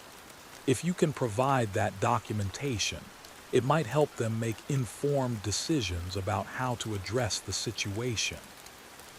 The rational part of my mind recognized this as a terrible idea. Every instinct of self-preservation suggested I should walk away, take my payment for the work completed so far, and recommend they hire a structural engineer or perhaps a team of physicists to investigate the anomalies I documented. But the curious part, the part that had kept me returning, despite the disorientation and fear, that part wanted to understand what was happening beneath the Dalton Werner complex. Wanted to explore those impossible spaces, to document the full extent of the phenomena, to perhaps find some explanation that would make sense of the contradictions. "I'll need access to any historical documents you have," I told her. "The mining company surveys, the original construction records, any incident reports from maintenance staff over the years. If I'm going to map what's down there, I need to understand what I'm mapping." Margaret agreed and said she would compile what she could find. We arranged for me to return the following evening to collect the materials and continue my survey work. The documents arrived via email that same night. Scanned PDFs of yellowed papers, handwritten reports, and architectural drawings that looked like they'd been photocopied multiple times before being digitized. I spent hours reviewing them, piecing together a history that was far stranger than I'd anticipated. The mining company, Denver Mountain Coal and Excavation, had begun exploratory work on the site in April 1923. Their initial surveys indicated promising coal deposits at depths of approximately 300 feet. They sank 2 exploratory shafts and began lateral excavations to assess the extent and quality of the coal seam. But the coal, when they reached it, proved to be of poor quality, high in sulfur content and interspersed with rock formations that would make extraction economically unfeasible. This should have ended the project, but the survey reports indicated they continued excavating, driven by discoveries that the documents described only obliquely. A report from June 1923 noted, "Lateral Tunnel 2B has intersected with pre-existing excavation of unknown origin. Structure appears to be carved stone, possibly limestone, with evidence of deliberate architectural design. Age cannot be determined, but appears to significantly predate any known settlement in the region." A later report from August 1923 was more detailed. Continued exploration of the pre-existing structure reveals extensive network of chambers and corridors extending at multiple levels. Construction quality suggests significant effort and organization. No artifacts recovered to indicate builders or purpose. Survey team reports increasing difficulty maintaining accurate measurements and orientations.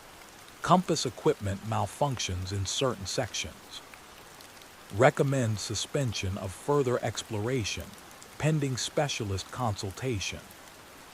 The final report, dated October 1923, was brief and conclusive. Project terminated. All excavations to be sealed per consulting geologist recommendations. Site deemed unsuitable for mining operations due to structural instabilities and safety concerns. Detailed survey maps filed with County Records Office. But the survey maps attached to the reports showed something that made my work suddenly more comprehensible. The pre-existing structure the mining company had discovered wasn't a simple cave system or natural formation. It was deliberately constructed, with corridors that branched and intersected in geometric patterns, chambers located at junction points, and multiple levels connected by what the surveys described as spiral descents. And the structure's footprint, when overlaid on a modern map of the Dalton-Werner complex, aligned almost perfectly with the areas where I'd encountered the most significant anomalies: the brick corridor, the chamber with 7 doors, the utility room with its impossible electrical panel. I spent the remainder of that night cross-referencing the mining company's surveys with the building blueprints and my own documentation. A pattern emerged.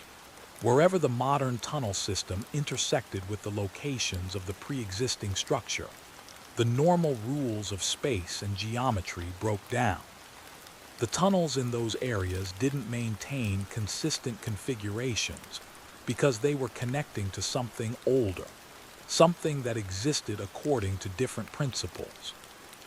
The carved stone corridors the mining company had found in 1923 were still there, despite the supposed sealing work, despite the decades of construction above them. And somehow, the maintenance tunnels built in the 1960s, 70s, and 90s had become integrated with that ancient structure, creating a hybrid space where modern concrete corridors opened onto carved stone chambers. where electrical panels led to impossible depths, where time and distance refused to behave consistently. I returned to the complex the following evening with new purpose. If I couldn't map the tunnels using conventional surveying techniques, perhaps I could document the pattern of how they connected to the underlying structure. I could identify the transition points where modern construction gave way to older excavation, trace the boundaries of the anomalous zones, and create a map that showed not accurate geometry, but rather the relationships between different types of space. Margaret met me in the parking lot, her expression suggesting she hadn't slept well. She handed me a file folder containing additional documents, maintenance incident reports from 1977 through 1982, when the problems with the tunnel system had been most extensively documented. "Read these before you go down," she said. "They might help you understand what to expect." The incident reports painted a troubling picture. Between 1977 and 1982, 17 different maintenance workers had reported disorienting experiences in the tunnel system. The reports varied in detail, but common themes emerged. Time loss ranging from 30 minutes to several hours, difficulty navigating back to known reference points, encounters with tunnel sections that didn't appear on any blueprints, mechanical equipment malfunctioning in specific areas, and in several cases, sounds or movements that suggested the presence of other people, despite the fact that the workers were supposedly alone. 3 workers had required medical attention after particularly severe incidents. One had been found unconscious near a tunnel junction, unable to recall what had happened during the previous 4 hours. Another had emerged from the tunnels in a state of extreme confusion, insisting that he discovered people living down there, though subsequent searches found no evidence of habitation. The third had suffered what appeared to be a panic attack, claiming that the tunnels moved while he was inside them. After 1982, the incident report stopped, not because the problems had been solved, but because management had instituted a new policy. Maintenance workers were prohibited from entering the tunnel system alone, and work in the tunnels was to be limited to absolute emergencies only. Most building systems had been rerouted to allow access from above-ground utility spaces, and the tunnel entrances had been locked and marked with warning signs. But the locks hadn't held. According to Margaret's notes, the maintenance access doors were frequently found unlocked despite being secured the previous day. Security cameras installed near the entrances malfunctioned regularly, their recordings showing only static or darkness. And several times over the years, workers had reported seeing lights in the tunnels when no authorized personnel were present. I absorbed this information standing in the parking lot under the sodium vapor lights, watching the sun complete its descent behind the mountains. The rational explanations were becoming increasingly difficult to maintain. What I was encountering wasn't the result of confusion or equipment failure. It was consistent with decades of documented experiences by multiple independent witnesses.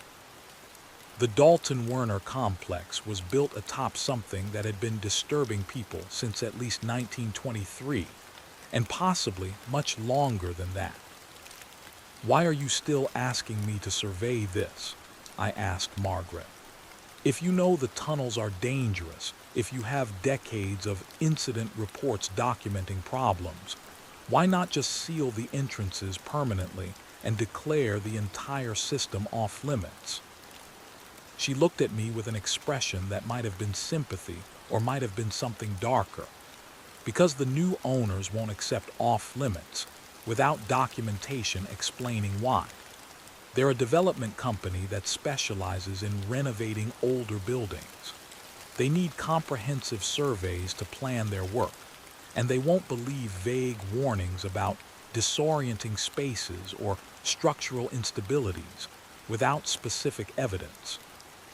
If you can document what's actually down there, photographs, measurements, clear descriptions of the anomalies, then maybe we can convince them that some spaces should remain sealed.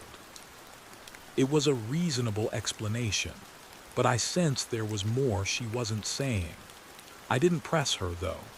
Instead, I gathered my equipment, checked that all my lights and recording devices were fully charged, and prepared to descend once more into the tunnels.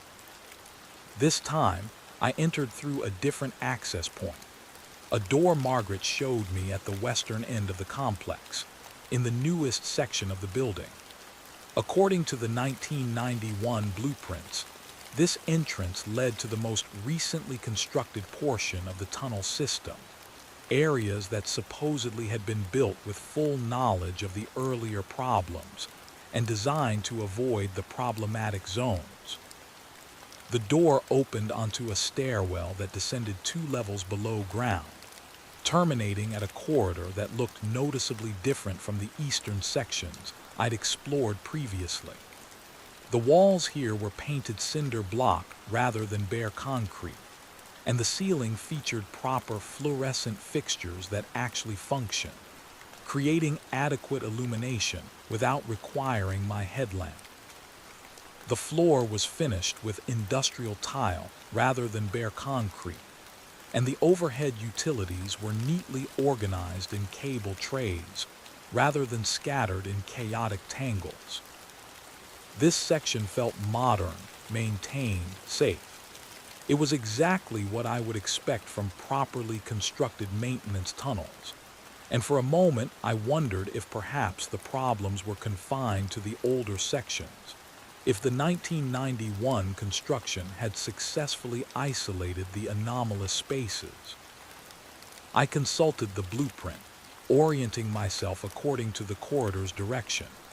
According to the plans, this tunnel ran east-west beneath the building's western wing, with side corridors branching north and south to access different utility zones. If I followed the main corridor eastward, it should eventually connect to the older tunnel systems, allowing me to map the transition points between different construction phases. I began walking east, playing out fresh marking tape and placing LED beacons at regular intervals. The corridor extended straight and level for approximately 200 feet before reaching a junction where corridors branched north and south.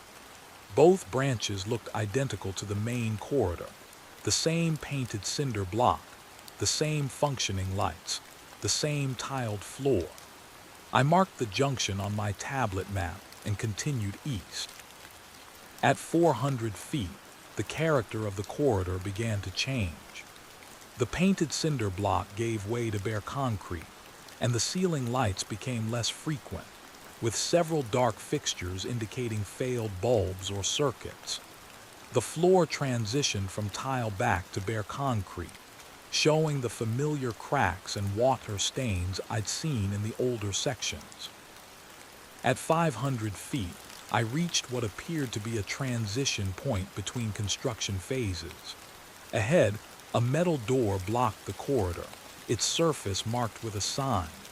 Caution older section, report all maintenance issues to facilities director. The door had no lock, just a simple lever handle. I photographed the door and its warning sign, then opened it and stepped through.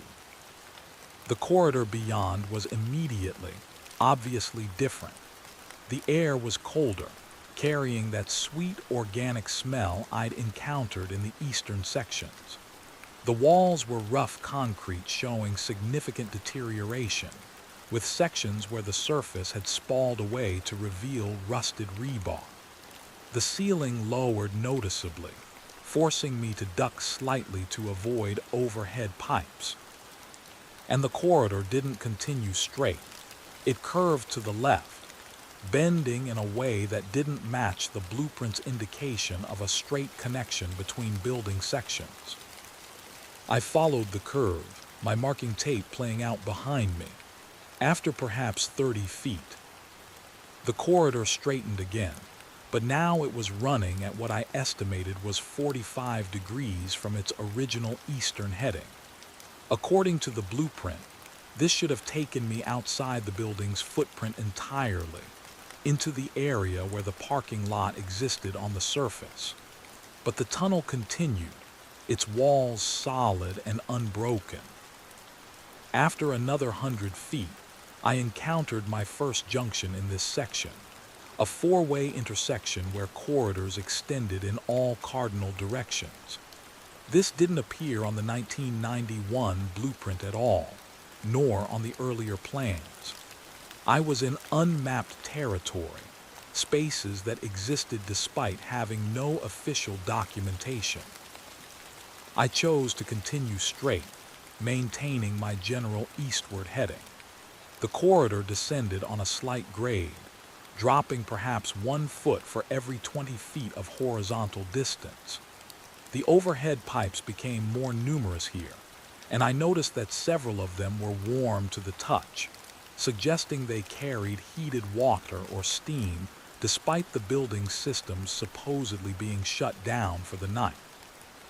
The temperature continued to drop as I descended, until my breath formed thick clouds in the beam of my headlamp. The walls began to show frost accumulation in places, thin crystalline layers that shouldn't exist in an underground space well above freezing. I documented this with photographs, noting the ambient temperature on my phone's weather app, 41 degrees Fahrenheit, cold but not freezing. At what I estimated was 700 feet from the western entrance, a distance that should have placed me beneath the building's eastern wing if my heading had remained true. The concrete corridor ended abruptly. Ahead lay brick construction, the same dark red brick I'd encountered during my previous visit. But here the transition was more formal, with the concrete and brick meeting at a deliberate junction rather than the rough connection I'd seen before. Set into the brick wall, directly aligned with the concrete corridor, was an arched doorway perhaps 6 feet high and 4 feet wide. The arch was constructed with careful masonry, the bricks arranged in a pattern that suggested skill and deliberation. No door blocked the opening, just darkness beyond that my light couldn't fully penetrate. I stood at the threshold, examining the construction. The brickwork showed signs of great age, erosion of the mortar joints, efflorescent staining, surfaces worn smooth by what must have been decades or perhaps centuries of exposure to underground moisture. This was definitely the same pre-existing structure the mining company had discovered in 1923, and probably much older than that. I stepped through the archway into the space beyond. The corridor here was taller than the modern tunnels, rising to perhaps 9 feet, with walls that curved slightly to create a gentle arch. The floor was no longer concrete, but rather packed earth, worn smooth by passage but showing no evidence of modern paving. Every 20 feet or so, niches had been carved into the walls at shoulder height, rectangular recesses about a foot deep that might once have held lanterns or torches. The air here was noticeably different. Colder, yes, but also drier somehow, despite the underground location. And the smell had changed from the sweet organic decay I'd encountered in the modern sections to something older and more mineral, stone dust, an ancient air that hadn't circulated with the surface atmosphere in a very long time. I followed this brick corridor for approximately 50 feet before it opened into a chamber. The space was octagonal, roughly 20 feet across, with a vaulted ceiling that rose to at least 15 feet at its apex. Each of the 8 walls featured an arched doorway identical to the one I'd entered through, creating a hub from which multiple corridors radiated. The floor was paved with stone tiles, Not brick, but actual cut stone, fitted together with minimal mortar in a pattern that created an 8-pointed star radiating from the chamber's center. In the exact center of the floor, the focal point of the star pattern, was a circular opening perhaps 3 feet in diameter. I approached carefully and directed my light downward. The opening descended as a vertical shaft, perfectly circular and smooth-walled, extending beyond the reach of my beam. I estimated the shaft continued at least 50 feet down, possibly much further. A metal grate had once covered this opening. I could see the mounting brackets set into the floor tiles around the perimeter, but the grate itself was gone, leaving the shaft open and accessible. I picked up a small piece of broken brick from the floor and dropped it into the opening, listening for the sound of it hitting bottom. The brick fell in silence for what felt like 3 or 4 seconds before I heard a distant impact, followed immediately by a peculiar echo that didn't sound like stone hitting stone. Instead, the echo had a quality that suggested the brick had landed in water, or perhaps on a surface that absorbed sound rather than reflecting it cleanly. I made extensive documentation of the octagonal chamber, photographing each doorway and the star pattern on the floor, measuring the chamber's dimensions and the shaft's diameter. Then I consulted my compass, trying to determine which of the 8 doorways led in which direction. The compass needle spun uselessly, rotating without settling on any particular heading. I switched to my phone's compass app and got the same result, constant rotation indicating that magnetic north was either rapidly shifting or that the compass was malfunctioning due to local interference. Without compass guidance, I had to rely on other methods to track direction. I marked the doorway I'd entered through with a large orange X using my marking tape, then selected the doorway directly opposite to continue my exploration. The marking tape trailed behind me, a continuous connection back to the western entrance far above and behind. This new corridor was similar to the one I'd arrived through: brick construction, arched ceiling, packed earth floor. But after perhaps 30 feet, the walls changed character. The brick gave way to carved stone, the same limestone construction the mining company surveys had mentioned. The carving was remarkably precise, creating smooth surfaces and sharp corners that spoke to significant effort and skill. The corridor walls here featured decorative elements I hadn't seen in the brick sections: shallow relief carvings in geometric patterns, bands of interlocking angular shapes that ran horizontally along the walls at regular intervals. The patterns were abstract, not representational, but they had a hypnotic quality that drew the eye. I found myself stopping to examine them more closely, my light revealing depths and complexities that weren't immediately apparent. As I stood studying the carvings, I became aware of a sound ahead in the corridor. It was faint but distinct, a rhythmic tapping or clicking that occurred at intervals of perhaps 2 seconds. The sound was too regular to be natural, too consistent to be random. I advanced slowly, following the sound. After another 20 feet, the corridor opened into a smaller chamber, this one circular rather than octagonal, perhaps 15 feet in diameter. The walls rose to a domed ceiling, and the entire surface, walls and ceiling both, was covered in the same geometric relief carvings, creating a disorienting visual effect where it was difficult to determine where one surface ended and another began. In the center of this chamber stood a structure I initially took to be a table or altar.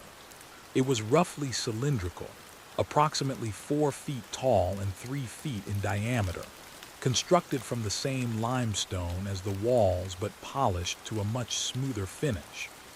The top surface was perfectly flat and level, and resting on this surface was the source of the tapping sound, a device I couldn't immediately identify. The device appeared to be mechanical, constructed from brass or bronze that had oxidized to a deep green patina.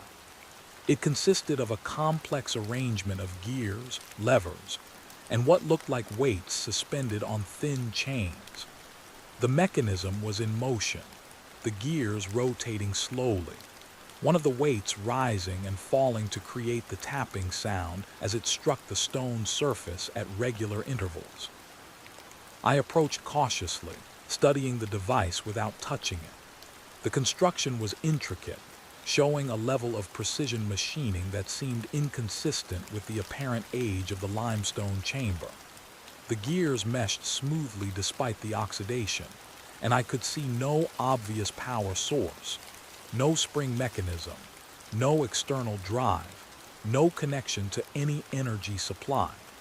Yet the device continued its operation, the weight rising and falling with metronomic regularity. I photographed it extensively from multiple angles, trying to capture the details of its construction and operation. As I circled the cylindrical pedestal, I noticed that the device's shadow on the carved walls created patterns that seemed to interact with the relief carvings, creating images that appeared and disappeared as the gears rotated. Faces, perhaps, or symbols. It was difficult to tell if these were intentional effects or simply pareidolia, my brain finding meaningful patterns in random arrangements of light and shadow. Behind the pedestal, I discovered another feature of the chamber I hadn't initially noticed, a rectangular opening in the wall at floor level, perhaps 2 feet wide and 3 feet high. The opening led to a descending passage, a ramp or stairway that dropped at a steep angle into darkness below. I knelt at the opening, directing my light down the passage.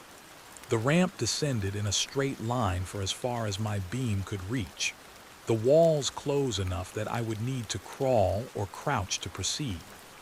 The angle of descent looked to be approximately 30 degrees from horizontal, steep enough that it would be difficult to climb back up if the surface proved slippery. As I examined this passage, the tapping sound from the mechanical device changed. The rhythm remained constant, but the tone shifted, becoming more resonant, as if the weight was now striking a different material. I turned back to look at the device and saw that it had changed position. The cylindrical pedestal had rotated, or perhaps the device itself had shifted on the pedestal's surface, so that the tapping weight now struck a different section of the stone. But I hadn't touched it, hadn't been near it. The device had moved on its own, or perhaps the pedestal had rotated in response to some trigger I'd activated by examining the descending passage. I stood and backed away from the pedestal, my instincts suggesting very strongly that I should leave this chamber and return to the octagonal hub. But as I turned toward the exit corridor, I found that the doorway I'd entered through was no longer there. The wall was unbroken, carved stone continuous from floor to ceiling, with no opening visible. I moved around the chamber's perimeter, examining each section of wall carefully.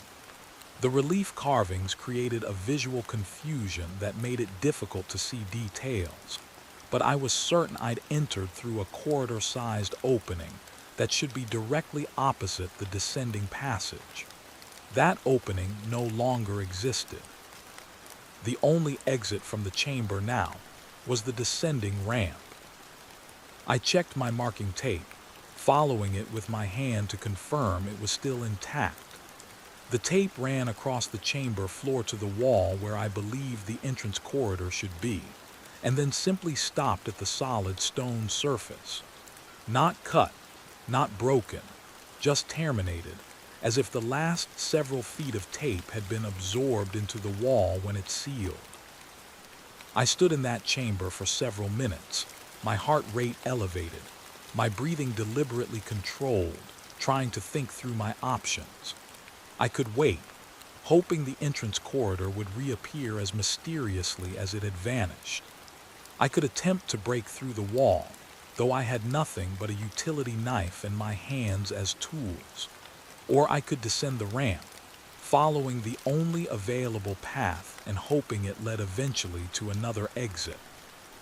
The mechanical device continued its tapping, the sound now seeming louder in the enclosed space, each impact resonating through the stone in a way that I felt in my chest as much as heard. I made my decision. I couldn't wait indefinitely in a sealed chamber with no water, no food, and only the limited battery life of my lights for illumination. If the ramp led downward, it presumably led somewhere, and any destination was preferable to entombment in this carved stone space. I removed my backpack and pushed it ahead of me into the descending passage. The pack slid smoothly down the ramp, its bulk preventing it from accelerating too quickly.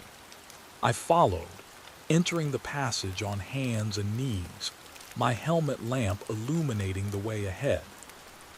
The ramp was constructed from the same polished limestone as the pedestal, its surface smooth and slightly slick with condensation. The walls pressed close on either side, close enough that I could touch both simultaneously if I extended my arms. The ceiling hung perhaps 2 feet above the floor, forcing me to remain in a crawling position. I descended for what I estimated was 50 feet of ramp length, corresponding to perhaps 30 feet of vertical drop given the 30-degree angle. The passage remained straight, unchanging in its dimensions, lit only by my helmet lamp and the smaller backup light clipped to my belt. At the bottom of the ramp, the passage leveled out and widened slightly, allowing me to stand in a hunched position with my head bent to avoid the ceiling. I retrieved my backpack and continued forward. After approximately 20 feet, the low passage opened into another space. This chamber was unlike any I'd encountered before. It was vast, far larger than any of the rooms or corridors I'd seen in either the modern tunnels or the carved stone sections. My light couldn't reach the far walls or ceiling, suggesting a space at least 100 feet across and proportionally tall. The floor here wasn't stone or earth, but rather appeared to be glass or some other smooth, reflective material.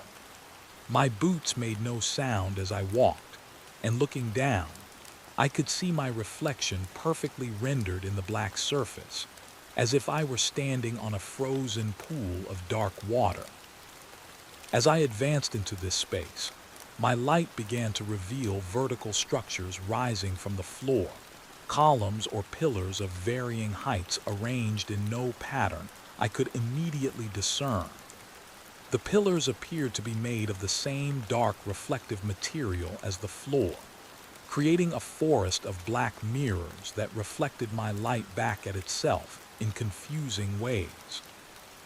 I moved carefully between these pillars, trying to maintain a straight course toward what I hoped would be the chamber's far side. But the reflections made it difficult to judge distance and direction. Each pillar showed my light approaching from multiple angles, created false openings and illusory corridors between reflections. After perhaps 5 minutes of careful navigation, I stopped to check my phone and found something that should have been impossible. No signal, as expected underground, but also no GPS data at all. My phone couldn't determine its location, not even to the level of GPS unavailable. The location services simply returned no information, as if I had moved beyond any coordinate system the device could reference. More troubling, the compass app still showed the needle spinning continuously, and when I checked the phone's built-in level to get a sense of which direction was down, It too malfunctioned, showing multiple contradictory readings depending on how I oriented the device. I was considering whether to continue forward or attempt to retrace my route back up the ramp when I noticed movement among the pillars. Not a sudden motion, but rather a gradual shift in the reflections, as if something large was moving slowly through the space beyond the range of my light. I froze, directing my beam toward where I'd seen the movement. The light revealed only more pillars, more reflections, the same black mirrored surfaces extending into darkness. But as I stood motionless, I became aware that the reflections themselves were wrong. In a proper mirror, a reflection should show the reversed image of the source. My light should create bright spots on the pillar's surfaces directly opposite my position. But the reflections I was seeing appeared on surfaces that weren't properly aligned. Bright spots appearing on pillars to my left when my light pointed right. Reflections behind me when I faced forward. And worse, some of the reflections showed movement that I wasn't making. I would stand still, but the reflected light would shift. I would turn my head to the left, but reflections would change as if I'd turned right.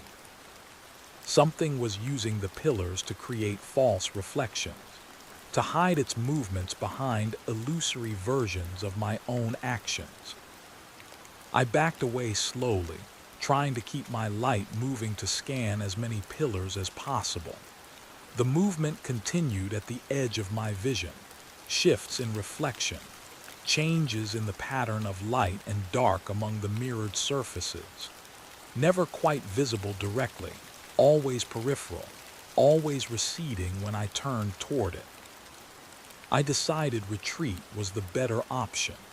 Whatever inhabited this chamber of pillars, I had no desire to encounter it more directly. I turned and began retracing my path toward the low passage, using the marks my boots had left on the glass-like floor as guidance. But the passage was no longer there. Where the low ceiling and narrow walls should have been, I found only more open space, more pillars, more confusing reflections. I moved along what I believed was the chamber's perimeter, searching for any exit, but found only smooth walls of the same dark reflective material, unbroken by any opening. The movement among the pillars was becoming more frequent now, more obvious. I could see multiple instances of my light reflecting wrongly, creating patterns that suggested something large circling my position at a distance of perhaps 50 feet. The reflections implied size and mass. Whatever was creating them was substantial enough to distort the light patterns across multiple pillars. I did the only thing I could think of. I turned off my helmet lamp. In the absolute darkness that followed, I stood perfectly still, controlling my breathing, listening. For several seconds there was only silence, the profound quiet of deep underground spaces where no sound penetrates from the surface world. Then I heard it, a sound like stone grinding on stone, a low rumble that seemed to come from multiple directions simultaneously, as if the floor itself was shifting. The sound grew gradually louder, closer, and with it came a sensation of pressure change, the feeling in my ears that accompanies rapid elevation changes. The air itself seemed to be moving, drawn toward whatever was approaching through the darkness. I counted to 10 in my head, forcing myself to remain still despite every instinct screaming to run.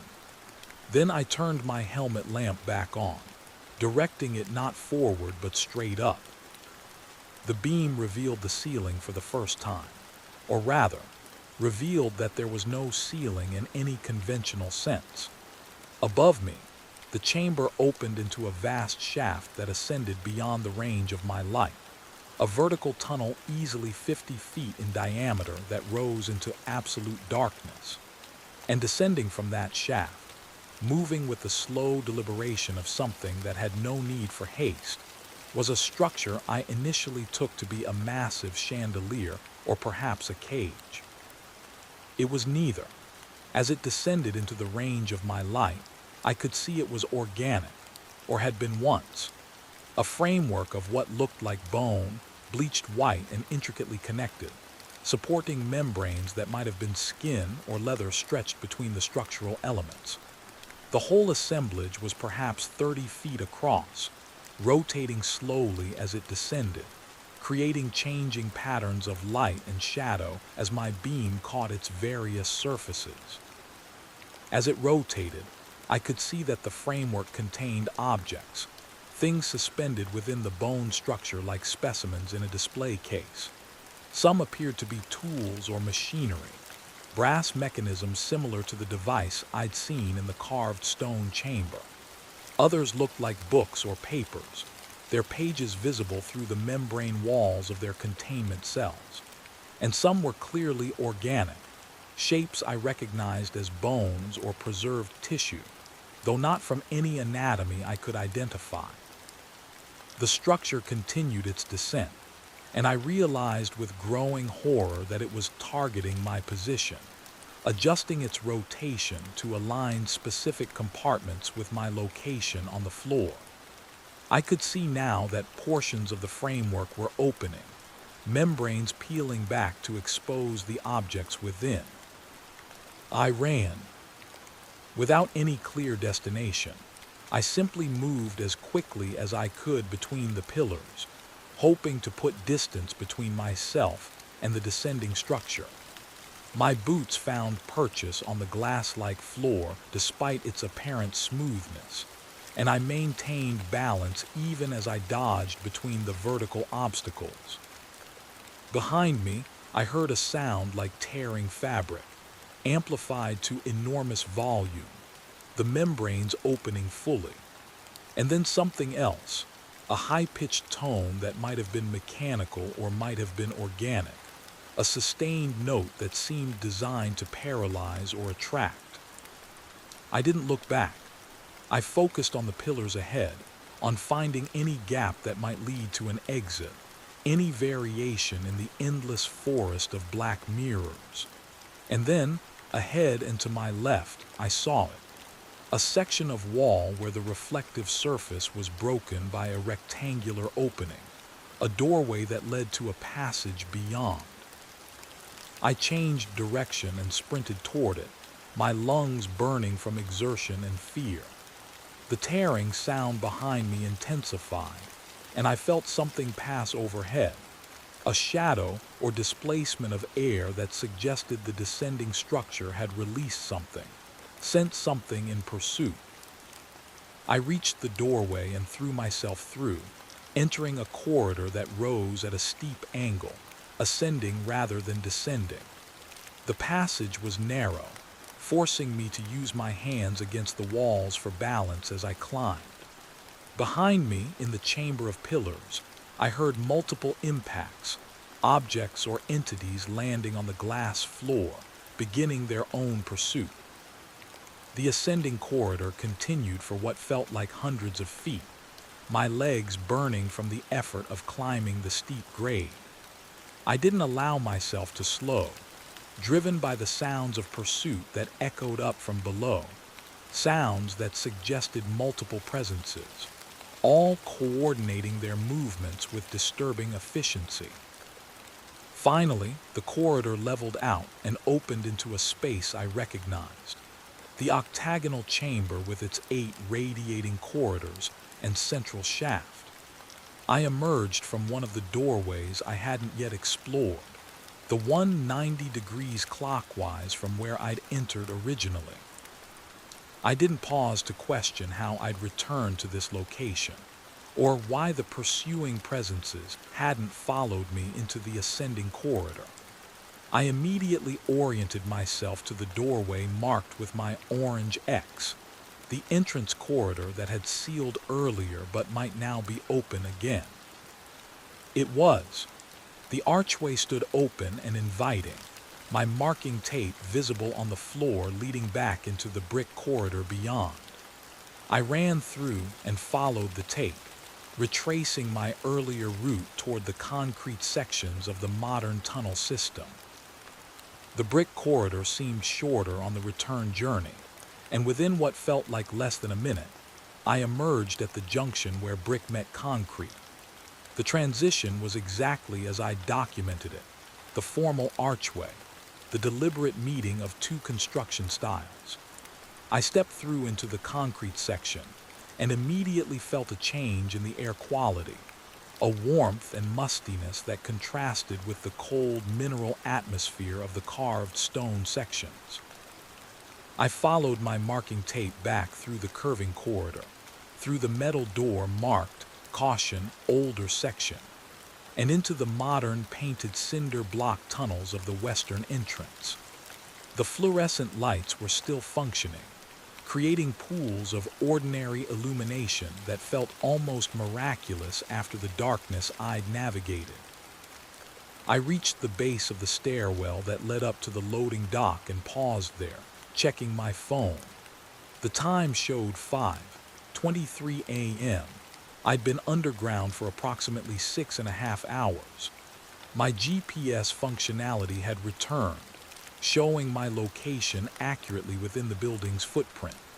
The compass had stabilized, pointing reliably toward magnetic north. I climbed the stairs and emerged into the loading dock area just as the first light of dawn was beginning to illuminate the eastern sky. My truck sat in the parking lot exactly where I'd left it, surrounded by a few other vehicles belonging to early arriving workers.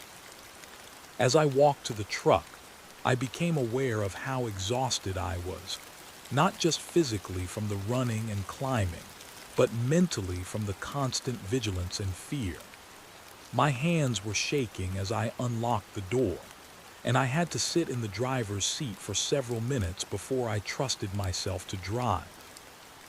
I spent that entire day organizing my documentation, reviewing the hundreds of photographs I'd taken, transcribing my verbal notes into written form, trying to create a coherent narrative from the fragmented experiences. But the more I worked with the material, the clearer it became that no conventional documentation would adequately capture what I'd encountered. The photographs showed anomalies that shouldn't exist, images where the distance between objects changed between sequential shots taken from the same position, reflections in the black pillars that showed impossible angles, architectural features that appeared in one photo but not in images taken seconds before or after.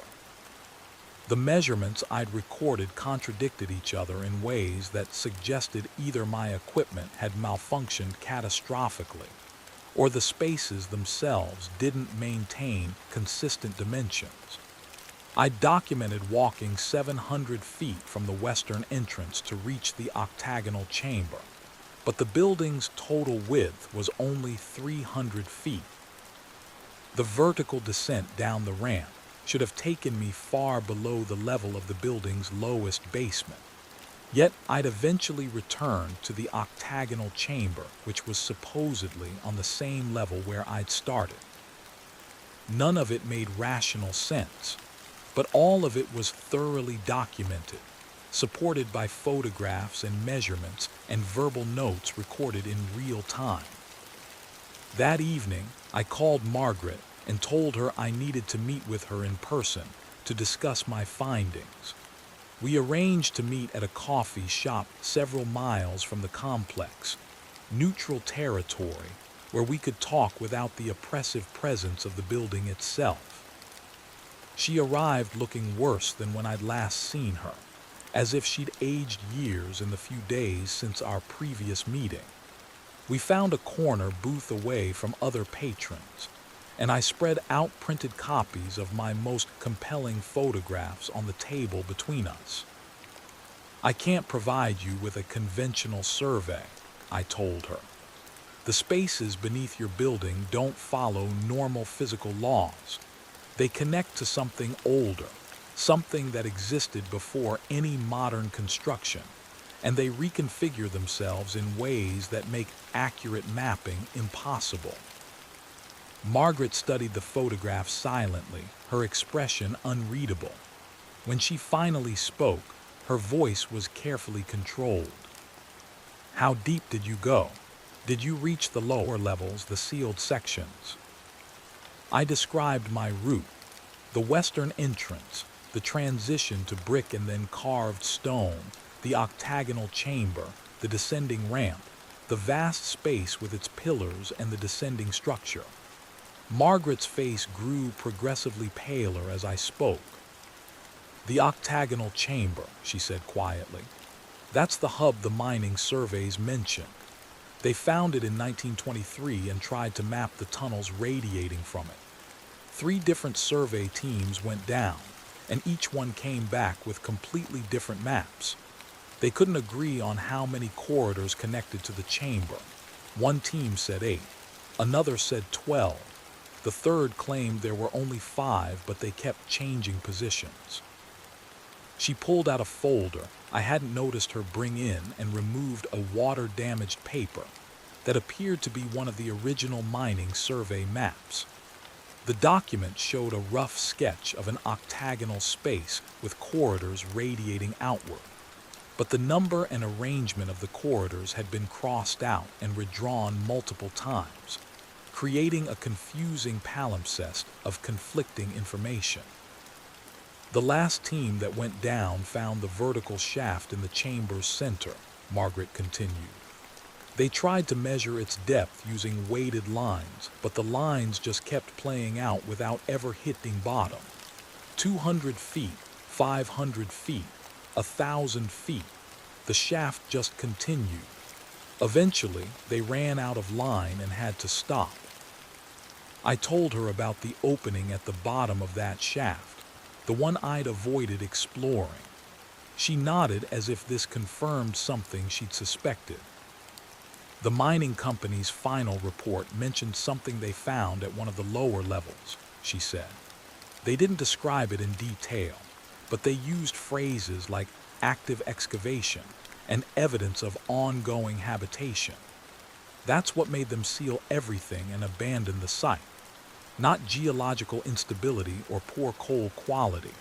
They found proof that something was living in those spaces, something that had been there long enough to build those carved stone chambers and corridors." "And the current owners want to renovate?" I asked, knowing all this. Margaret's expression became even more strained. "The current owners don't know.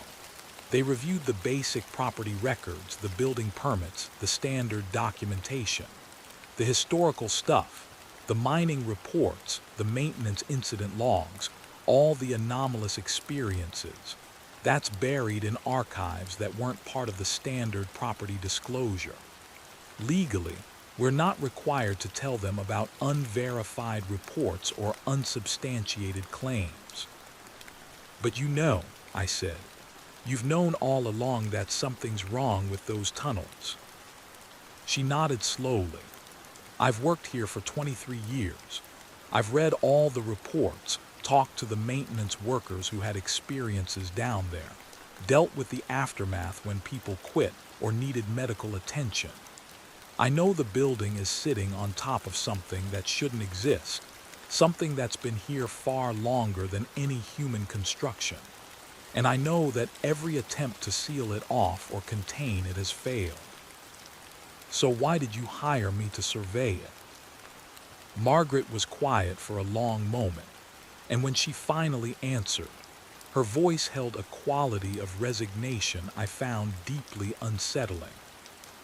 "Because the new owners are planning extensive renovations to the lower levels. They want to expand the underground parking, update all the utility systems, possibly add another basement level for storage. Their plans will require them to excavate and drill and breach walls that have been sealed for decades. I needed documentation that might convince them to change those plans, to leave the lower sections alone." She gestured at the photographs spread across the table. These might help, or they might not.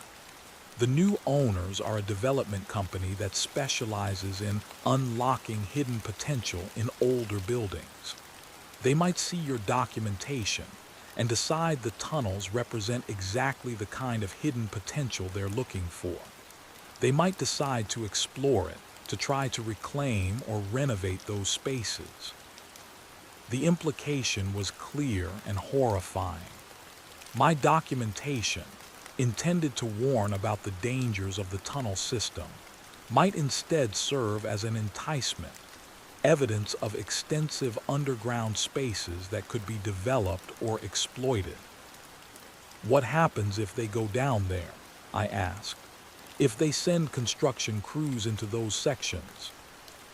Margaret closed her eyes briefly, and when she opened them again, I saw something that might have been guilt or might have been fear.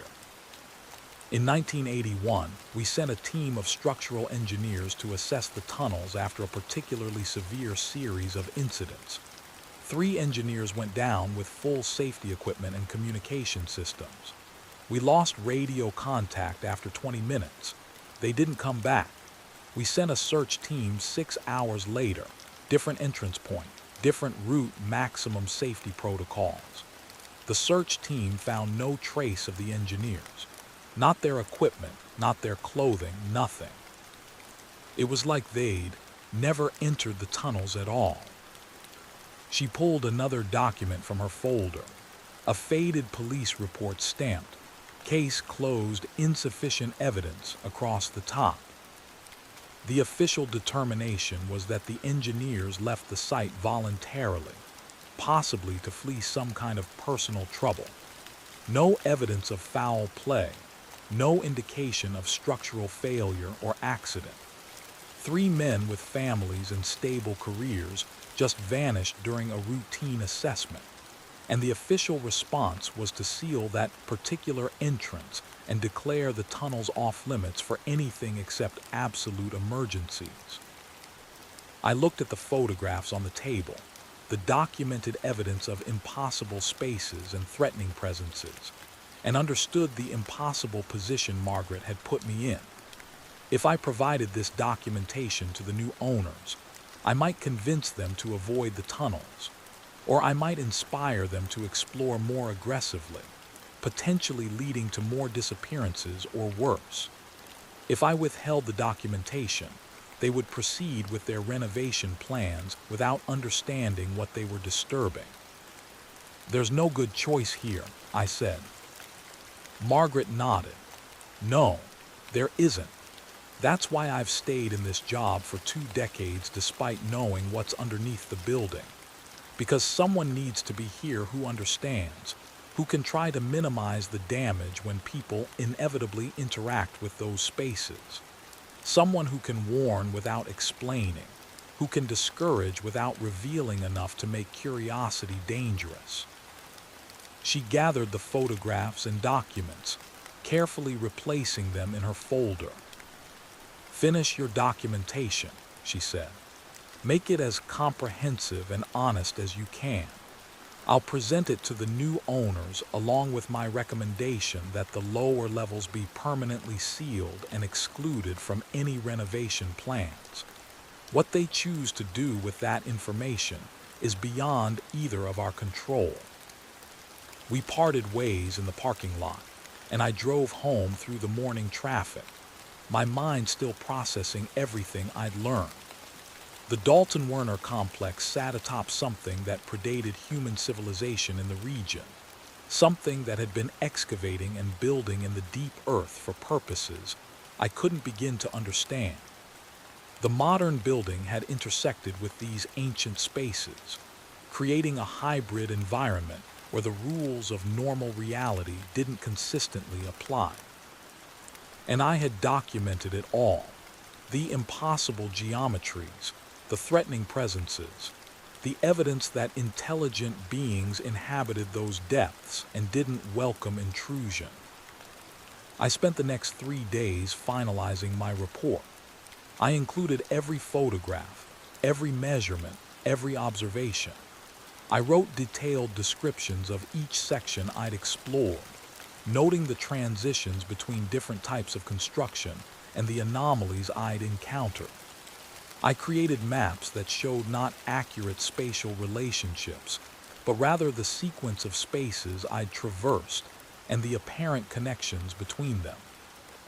The final report was over 200 pages, illustrated with hundreds of photographs, supported by measurements and technical documentation.